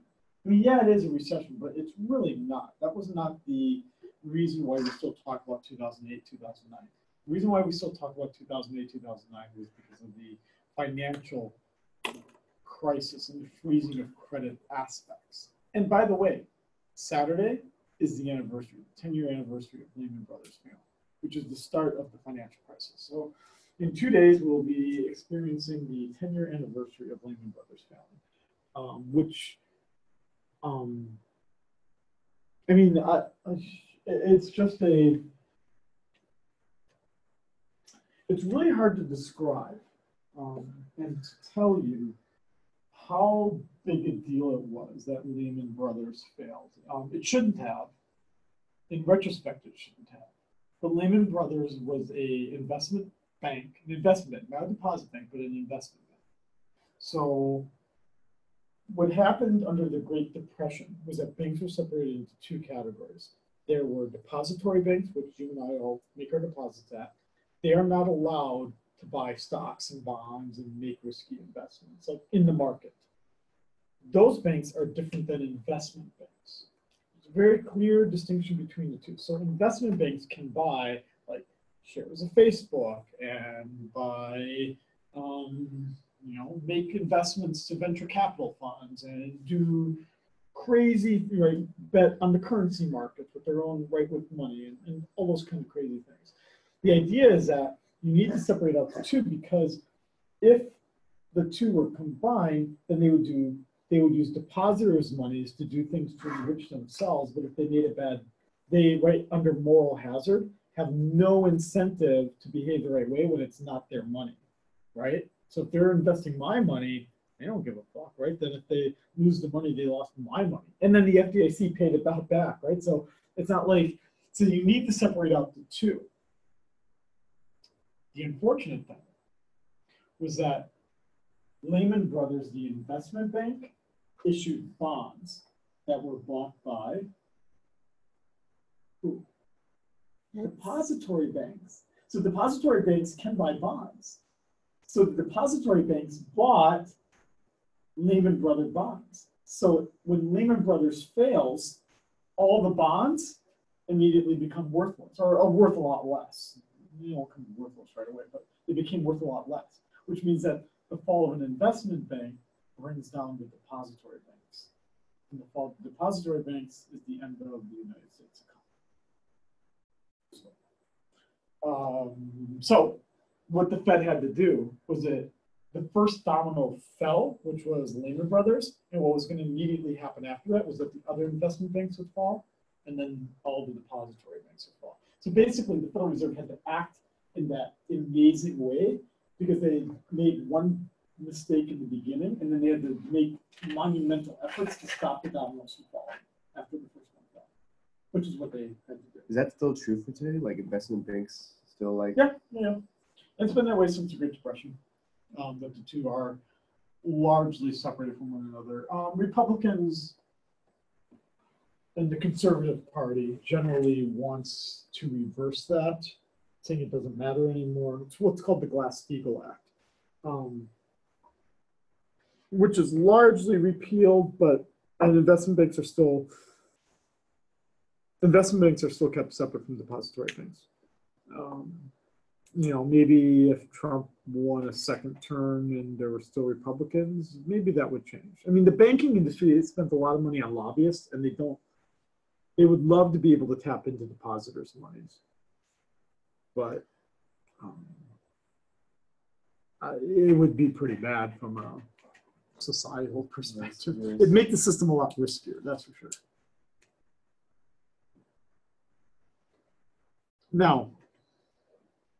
Now this is a little bit new, this part here. So what if we take then our understanding of the money supply? So what we said here is that the central bank controls two parts. the amount of currency that exists, and it controls the amount of reserves, right? Because they're setting the required reserve ratio. So let's say here that the monetary base is then equal to the currency plus the reserves. All of that's controlled by the central bank. Then, what would become important then is you want to know what's the ratio of reserves to deposits, and what's the ratio of currency to deposits. So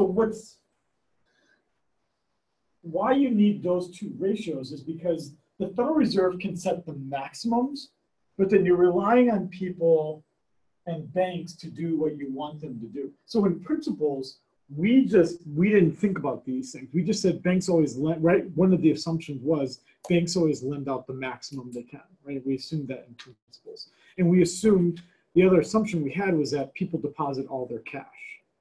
This is intermediate macro. So now the whole point of intermediate macro is we relax those assumptions.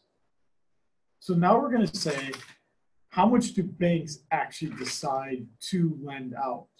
If they can lend out up to 80%, do they actually lend out 80%? That's what the reserve deposit ratio would tell us. Do people deposit 100% of their cash? If they don't, the CR will tell us that. So everyone just, again, to remind everyone, we just assumed that this, in principles, was 1 minus RRR, right? 1 minus required reserve ratio. Which would be if the required reserve ratio was 20%, we just assumed that banks held 20%. Right? We assumed that banks held the least amount, the lowest amount legally possible, right? Which would be just holding the required reserves. And we assumed that this was, right, that people didn't hold any cash at all. And so in principles, that was fine because it did what we had to do, but it's obviously not realistic. So. Okay, wait. Okay. So what is double R in relation to triple R? Yeah, so triple R was just what we used in principles just to refer to the required reserve ratio. Here we're saying we want to actually, so let's say that my required reserve ratio, RRR, is 0.2. What RR does is it's saying, what is it realistically that people are holding, that banks are holding? It's probably not 20%. It's probably something more than that. Because banks actually want to hold excess reserves. It's a sound business principle, and so you just never know when a customer is going to ask for a pretty big deposit or a pretty big withdrawal. Oh, I thought they were required by law to like. Yeah, but if banks are required to only keep 8%, and now I've spread this rumor about Central Pacific, and let's say that Levi, you got like 1 million followers on your Twitter feed, and you say, you know, the dog bank is failing, right? And all your 1 million followers all take their money out. They're probably not going to have enough, right? So I mean, and that's just one extreme example, right? We could also imagine, what if the what if just 5 loans go bad and you're a small bank? If, right, and this is I was reading this article, what was it called? Oh, I have to look it up. Okay, so I got to remember this one because I want to show you that. So it's how much the banks actually keep. Exactly, in reserves. Yep. So the other one's the requirement. The other one is the actual. Yep. So expected actual. Yes. Got it. Yep. So Arkansas Bank construction. Is expected. And then the banks like advertise, or not really advertise, like make public how much they keep in their reserve, like ratio-wise? No, they wouldn't want to tell people that. No, if both from a competitive standpoint, they wouldn't want to tell people, but also they wouldn't want to. They don't want to. So like if they have a good one, they won't be all like, "Hey guys, you know, we actually keep a lot of our money in our bank." Right, yeah, they're not gonna tell. It's just bad competitive. So I read this in Bloomberg, I guess it was 2 months ago. Apparently, one of the big banks out there for construction lending is Bank of the Ozarks. Ozarks is that small section of Arkansas, which, has anyone in here ever been to Arkansas? Imagine like the South, but not the cool parts of the South where like those trees have those like really cool vines on it, and biscuits and gravy. Imagine just all the really shitty parts of the South and nothing of good. That's my story of Arkansas. Obviously, I'm from the North, so you know my thing is different. But this bank, though, Bank of the Ozarks, is a bank that basically specializes in making pretty risky construction loans. So construction loans would be right. They're building that project right out there, right? Well, UH isn't going to pay the construction firm all at once, right? A bid was made, the construction company won it, and UH is like, dude, we don't know if you're going to show up tomorrow, so we're just going to pay you in piecemeal. But the construction company had to buy all this stuff right away, so they're going to need a loan to bridge that, right, that liquidity problem. Apparently, in the United States, this is the biggest construction loan place, Bank of the Ozarks, which I think as recently as like 10 or 15 years ago was not the biggest bank. And somehow they've leveraged their deposits, which this is a depository bank. So you could open up a Bank of the Ozarks checking account, sure. But they're going to take that money and probably lend it out to construction. I mean, this is how banks, again, make money, is picking something to be leveraged in and then specializing in doing it in a very good way.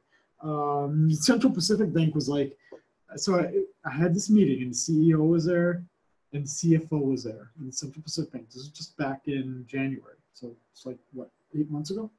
And the woman, I think her name was Christine or Constance, the CEO of Central Pacific. I was asking her a really pointed question about the balance sheet. And she said that the reason why it's going to turn around is because they've specialized now in lending to dentists. Dentists? Like, really? I mean, the only dentist I know is that one on TV, the one where his secretary is out there, right? And they're like, you know, the one I'm talking about, the one where the Honolulu dentist and the guy's like, anyway. Yeah, I mean, dentists. So they're lending out to small businesses like dentists. I'm not denying that they're a lucrative business, but I don't know that many dentists in Hawaii that's going to save the bank. Anyway. If you like this kind of thing, though, you could look at this. I mean, Bank of the Ozarks. Look at that. $22 billion in assets for a bank that 20 years ago, even when I was at the Federal Reserve, none of us ever, and that was in my district, District 7. We never talked about this bank. Yeah, look at that. Wells Fargo, 87 times the asset, doesn't even lend out near as much as Bank of the Ozarks. That's the stuff that I like to read.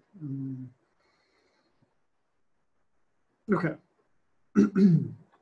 So what does that mean then? If we want to then solve for the money supply, then we would say that the monetary base is equal to the amount of currency plus our deposits. And that we're taking our currency plus deposits and we're going to divide it by our monetary base.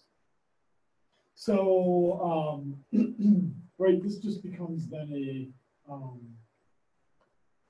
a truism, I guess you could say here, where if I do C plus D divided by B times B, right, and I start crossing out terms, that if I do a replacement, then we're little m, which is standing for now my ratio of my currency to deposits over my monetary base. And I start substituting, I can start to solve.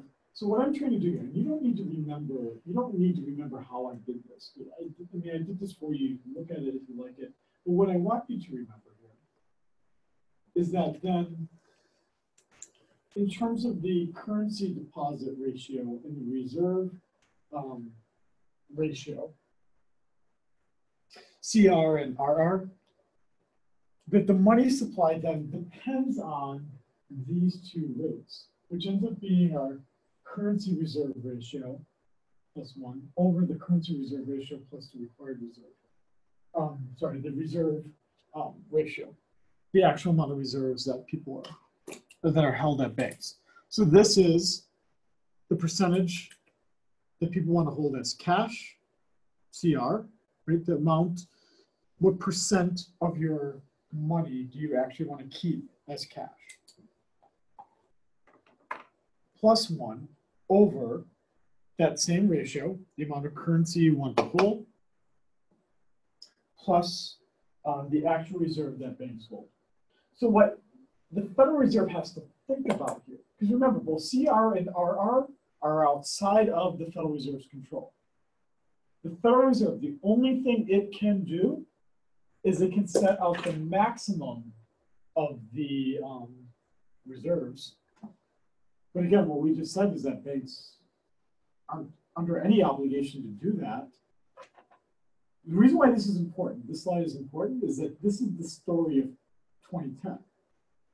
In 2010, and even 2009, banks didn't want to lend out money, which would have meant what in these terms?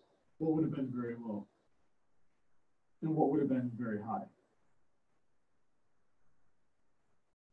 In 2008, 2009, 2010 especially, what was high, what was low?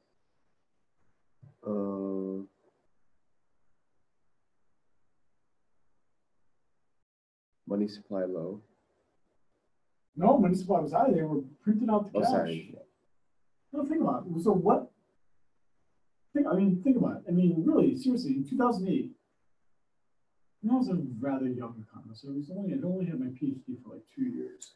So still, I just finished working at the Fed. So I just quit the Fed in Chicago. I had my first teaching job. And even me as like a seasoned economist, the person who had been at the Fed, it was still really, really scary. So what does a scary person do? If you think the banking system is collapsing, what are you going to do with cash? Pull out all your money and buy gold.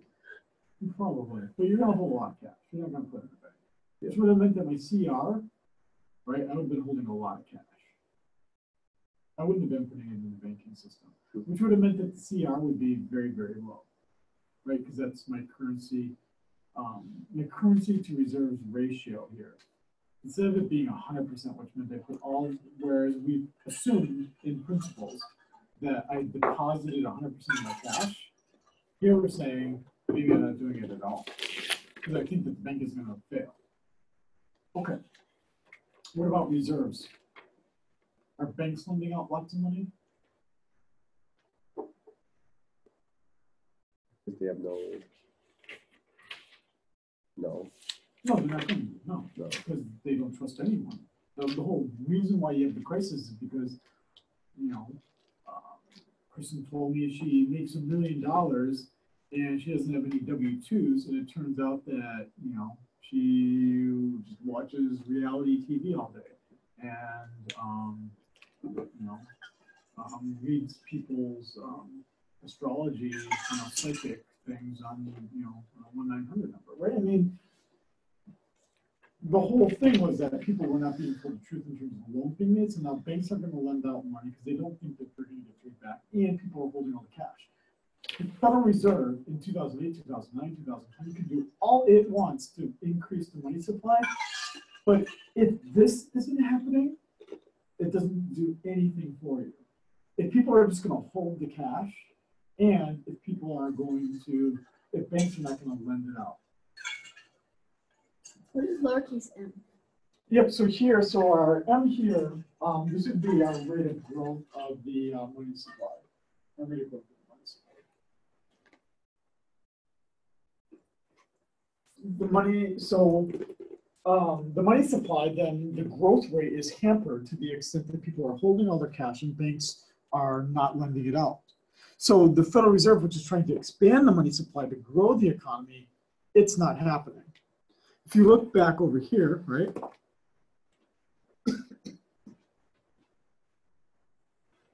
The monetary base, again, it's increasing here in terms of currency because of open market operations. The Federal Reserve is getting more cash out there.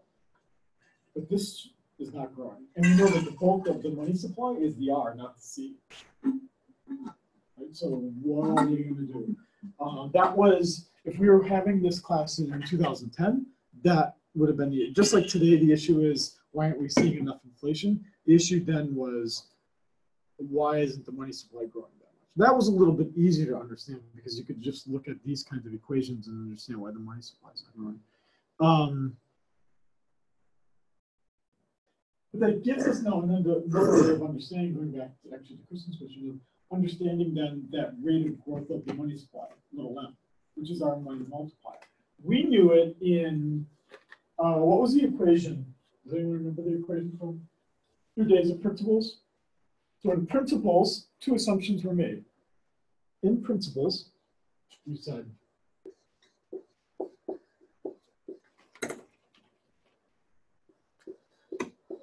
two things.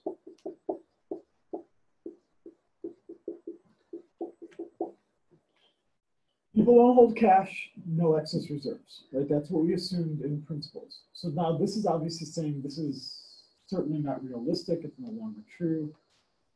So now we have actually a pretty good way of understanding, well, what was the required reserve ratio then? Or what was the money multiplier?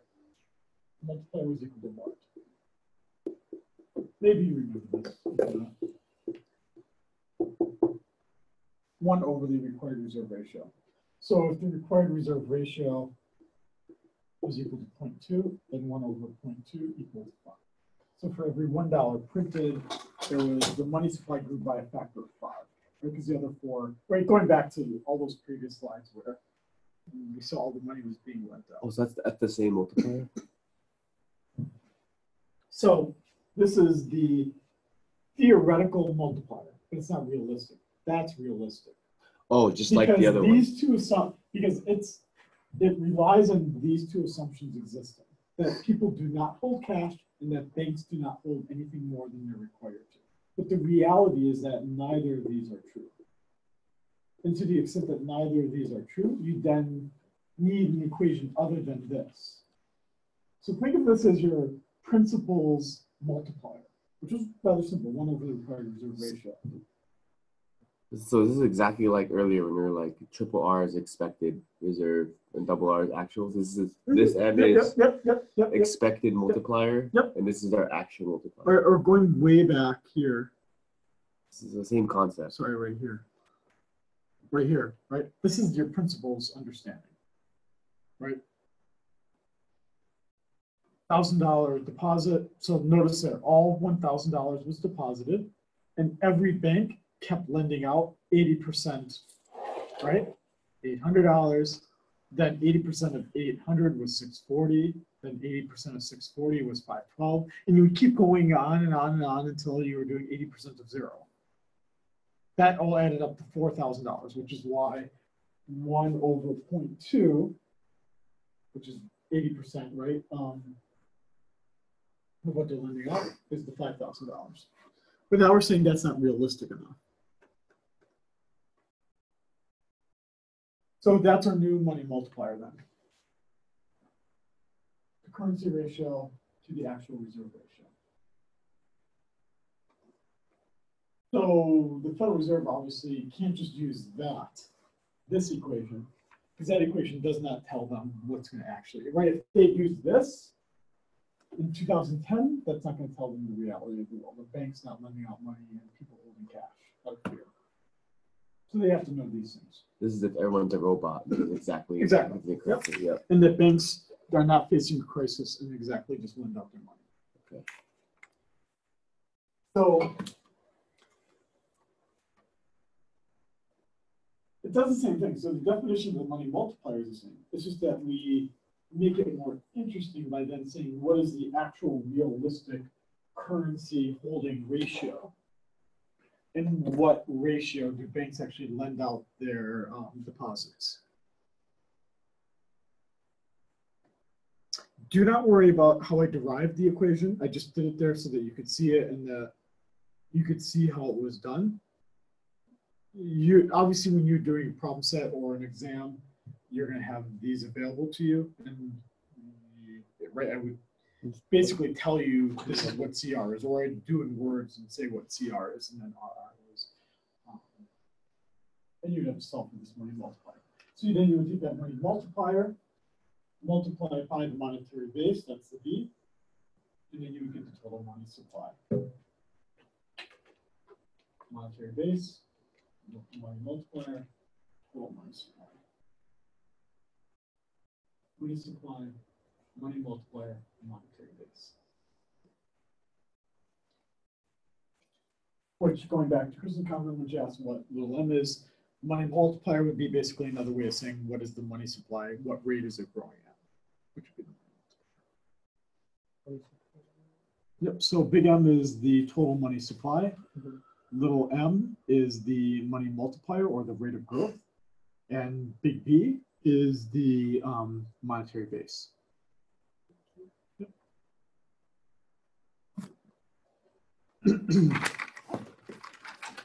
So these would be the kinds of questions you would see. I'm not going to answer these here because I'm going to ask them to you on the problem set. But then the idea would be thinking about mathematically how does changing CR, how does changing RR change the money multiplier in turn, right?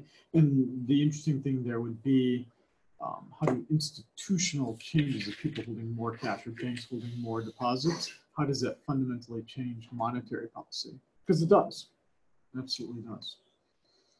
Okay. How's it do it? Going back to the review from principles, the primary thing is the open market operations, which again is the buying and selling of existing government bonds. The bank doesn't really try to use the discount rate too much. The discount rate would be a bank that's failing or doesn't have enough cash. You can always borrow from the Federal Reserve because it's the lender of last resort. You really don't want to borrow from the Federal Reserve if you don't have to. Banks would rather borrow from each other than have to borrow from the Federal Reserve. Because if you borrow from the Federal Reserve is going to get suspicious about what you're doing. And banks don't like regulators. They're not supposed to. It's just like why cats don't like dogs. You know, the less interactions they have to get to have with the Fed, the better. That's means then that the discount rate doesn't matter too much because banks don't like to borrow from the Fed. The only reason why it matters somewhat is in some sense it is the floor. You would never see an interest rate below the discount rate because you know you could always borrow from the Fed if you really, really had to. You just might pay a little bit more to not borrow from the Fed. But it's never going to be lower than what the Fed has. Because no one would want to do that, right? No bank would be able to make money because you could just, the Federal Reserve also pays money on your deposits as a bank now. So, right, why would you want to lose money? That basically is what we're saying here.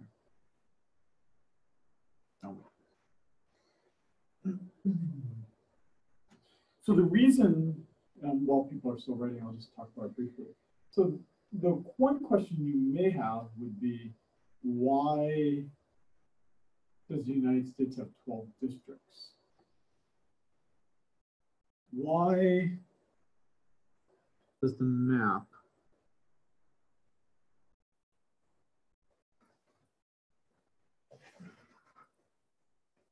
This is base. When it's talking about increasing the base, it's talking about increasing the monetary base B. right? Mm-hmm. Yep. So why does the map look like this? Now let's do this one here. This one's colorful.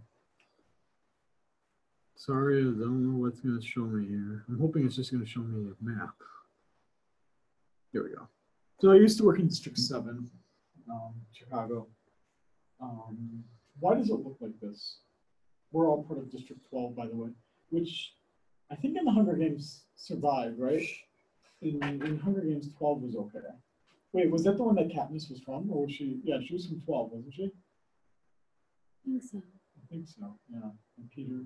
Yeah. And then the capital would be the Board of Governors. That would be Washington, D.C. So we have 12 districts plus the capital district. So the capital district would be the Board of Governors. And then we have 12 districts. You just wiped out the 13th district. Yep, so 1 through 12. Yep, so, oh yeah, and then district, yeah, we're missing District 13. But District 13, right, they said they got eliminated. Yeah. So why does it look like this? So monetary policy is primarily conducted at the Blue Star Board of Governors. That's based out of Washington, D.C. Why are there 12 districts?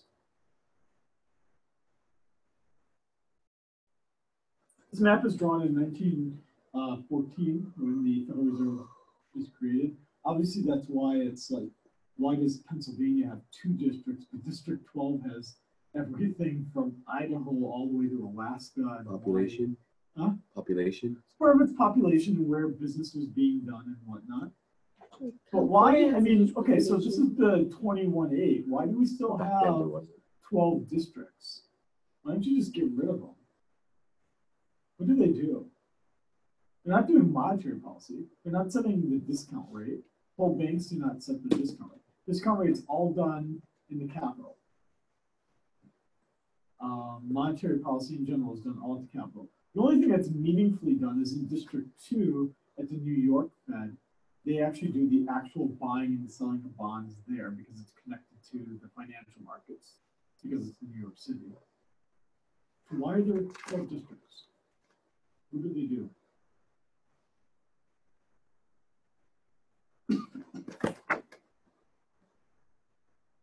Didn't you say in principles they like keep track and then they read all together?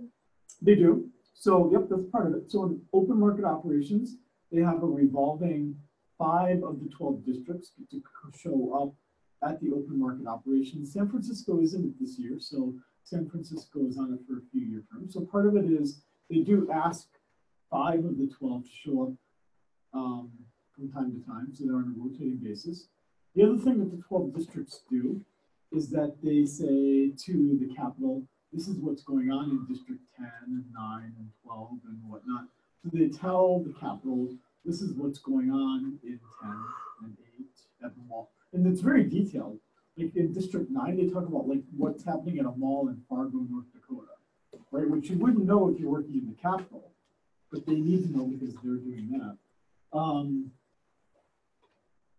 But the other thing that these districts do is the districts are actually owned by the banks in that region.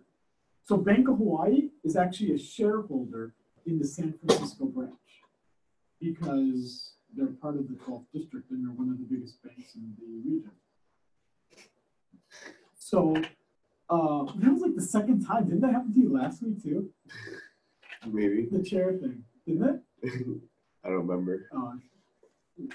I have, but it's a pretty comfy chair though. Yes, It just surprises me sometimes. yeah, it should because the ones in the regular classroom suck. So Why can't all classrooms get these chairs? yeah, I don't think this is supposed to be a classroom. How are you This leaning is- back so far? This is supposed to be a conference. Mine's special, I guess. Why is one leaving that? Mine's not leaning back. Well, you know what you need to do, Cash. You need to come early next week and switch this. Yeah. So yeah, so these Where does the school buy this?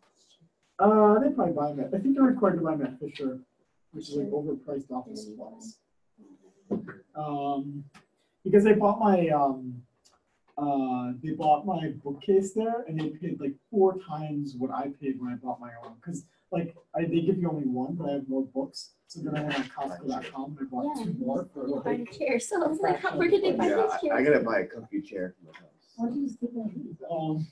Okay, so the districts are owned by the member banks, but that's who then the banks go to when they need new cash. And they actually do all the processing of checks. So when you write a check, it's actually scanned here in Hawaii and sent to San Francisco. And then in San Francisco, they're like, oh, that Bank of Hawaii customer needs to get money from someone's Bank of America account. They do that managing. Actually, banks make the Federal Reserve makes about 80 cents in processing each and every check. To process a check is about 80 cents. So when you get free checking, you're actually getting something for it. Which is why most of us have to pay for a checking account. Not for who writes a check anymore. Some of these borders are a little bit random, but I wouldn't worry too much about that aspect. We're obviously just focusing on the Blue Star though, because that's primarily where the monetary policy is conducted. Okay. And then these are other things that the Federal Reserve can do. they can change actually going back to this here, just briefly here. So the thing to highlight here, which we wouldn't have talked about obviously in principles, would be, this is how they're then changing the B. They're changing the B by either printing more cash by open market operations or reducing it. So highlight this in your notes or make sure that you're seeing this because it's easy to not see this part. So here what I'm trying to say is, how do they change the B? How do they change the money multiplier?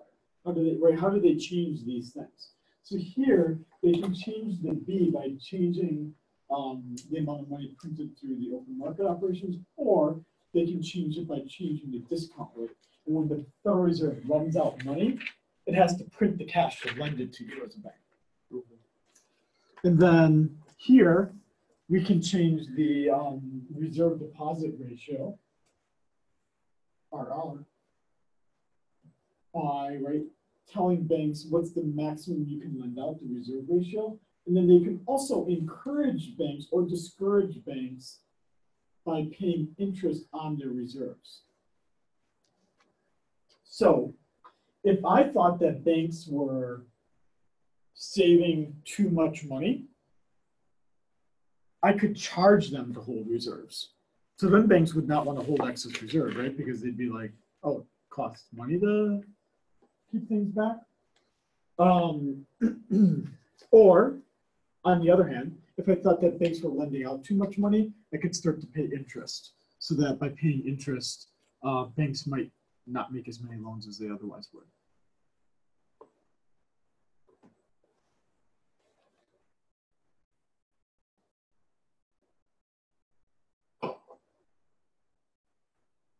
Anyone see the movie Searching over the weekend? Oh yeah, I did. Oh, it was so good, wasn't it? Yeah. I thought it was really good. You thought it was pretty good, not really good? The detective was a... Yeah, I mean, the only thing that seemed is really good is like something like Quiet Place. The top level, like it has to be in the top 5 or something. It was a top 5 I've seen this year, definitely. Although I'm not Movie Pass, so I didn't see that. It's definitely an A movie. I mean, If anyone, the only thing that made it okay, close your ears if you haven't seen it yet, or if you think you're going to see it. I mean, the fact that the detective was working out of home is what made me suspicious. It's like, what kind of detective works out of her house? Oh, and then the son walks in. Yeah. She tells him Yeah. And then the construction picture with the guy. Yeah. Well, yeah, at that point. It took a lot of lucky breaks, though, right, for that to all. And then the one online, the fish dude. Yeah. Okay, I'm not going to have enough time. Him finding the Pokemon ball in the dark. Yeah. He just fell down and he finds it. Yeah. That part, I was like, that's kind of like, got lucky. Yeah, and then he got lucky. Or when he saw the brother's jacket in the car. Yeah. What the heck? I want to make sure. Oh, and then the other part where when he was in the very first moments in the movie, where the brother had a doorbell. Oh yeah. That probably was the daughter. Or something. Yeah. At first, I was super suspicious about the brother first.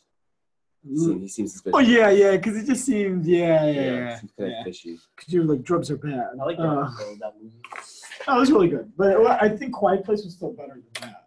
Did you see that? No, I didn't see that. That's the one where the creatures can hear things and they can hear really well, and if they find you, they'll eat you. Oh, you should totally see it. So last slide I want to cover today. The other slides, I'll talk about them very briefly at the start of next class, but they're more about how has the money supply changed more recently with things like quantitative easing. I want to do that though because in principles we don't have enough time to talk about how things have changed since the crisis. So up to this slide, if we were having this class in 2005, this is where it would have stopped right here. And we probably would have said too, who really cares? I mean, they can control it pretty well. But what the financial crisis really highlighted was that it just really can't happen that well because households can change how much cash they hold, which they do as a response to a crisis. And that banks will even hold even more excess reserves during a crisis as well. So the next crisis that does happen, and it will happen probably in at least some of our lifetime, take what formula will take, is that these will change as a response to that. And it complicates the job of the Federal Reserve because these things are outside of its control. You just have to hope for good luck. And fortunately, the Federal Reserve had good luck in this last financial crisis where it was able to largely control the money supply, despite not having control of the issues.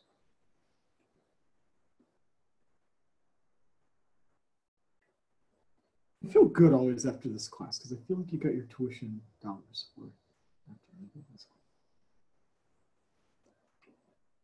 Health econ, it's a toss-up. I don't know. No.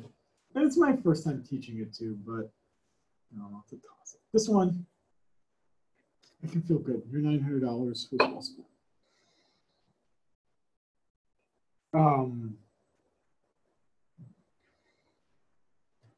So the challenge for the Federal Reserve then, and these are then the last slides, which I'll get to again at the start of next week. Someone remind me that we'll stop at 30 here.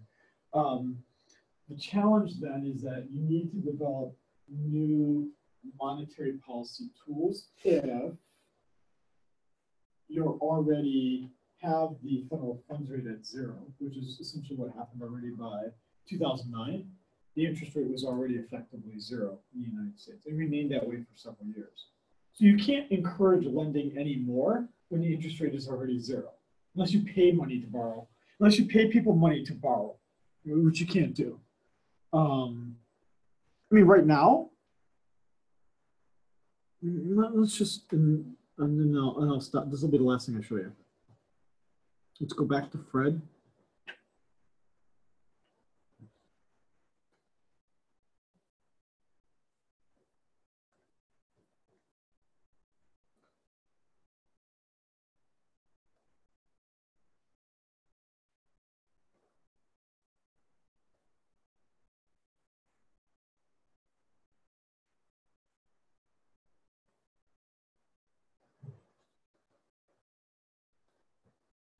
Let's look at that. The only way, so here's the other story, going back to the Volcker issue. You had to raise interest rates so high to control, right, to stop people from borrowing money and basically reduce the money supply. That's why it's so high here. But look at this right here. So right on the eve of the crisis, right, it was 5 3/4 is the highest it got to. And then you had to eliminate all those years of work, and you bring it down to here, just trying to save the economy. But then look, up until recently, it's only really since, I certainly was already here in Hawaii by then, it's only in the past 2 or 3 years that you've actually started to raise the interest rate. Now the problem is, what's going to happen in the next crisis? This can't go down that much, it's not that high, right? Before every other recession, you actually have a lot of room to work with to cut the interest rate to stimulate the economy. The problem is going to be is that the next crisis that happens will come sooner rather than later, but we don't have the ammunition now to solve it in terms of traditional monetary policy, which is why we now need slides 31 through 39, which I'll have to talk about on next Thursday. But that's going to be what else can I change other than this, the federal fund rate? Federal funds rate being the interest rate that exists with open market operations. So I'll have to pick that up on next Thursday with slide 31. Okay, go off into the world, my friends. Stop recording. Interest rate on government bonds. Correct. Yep.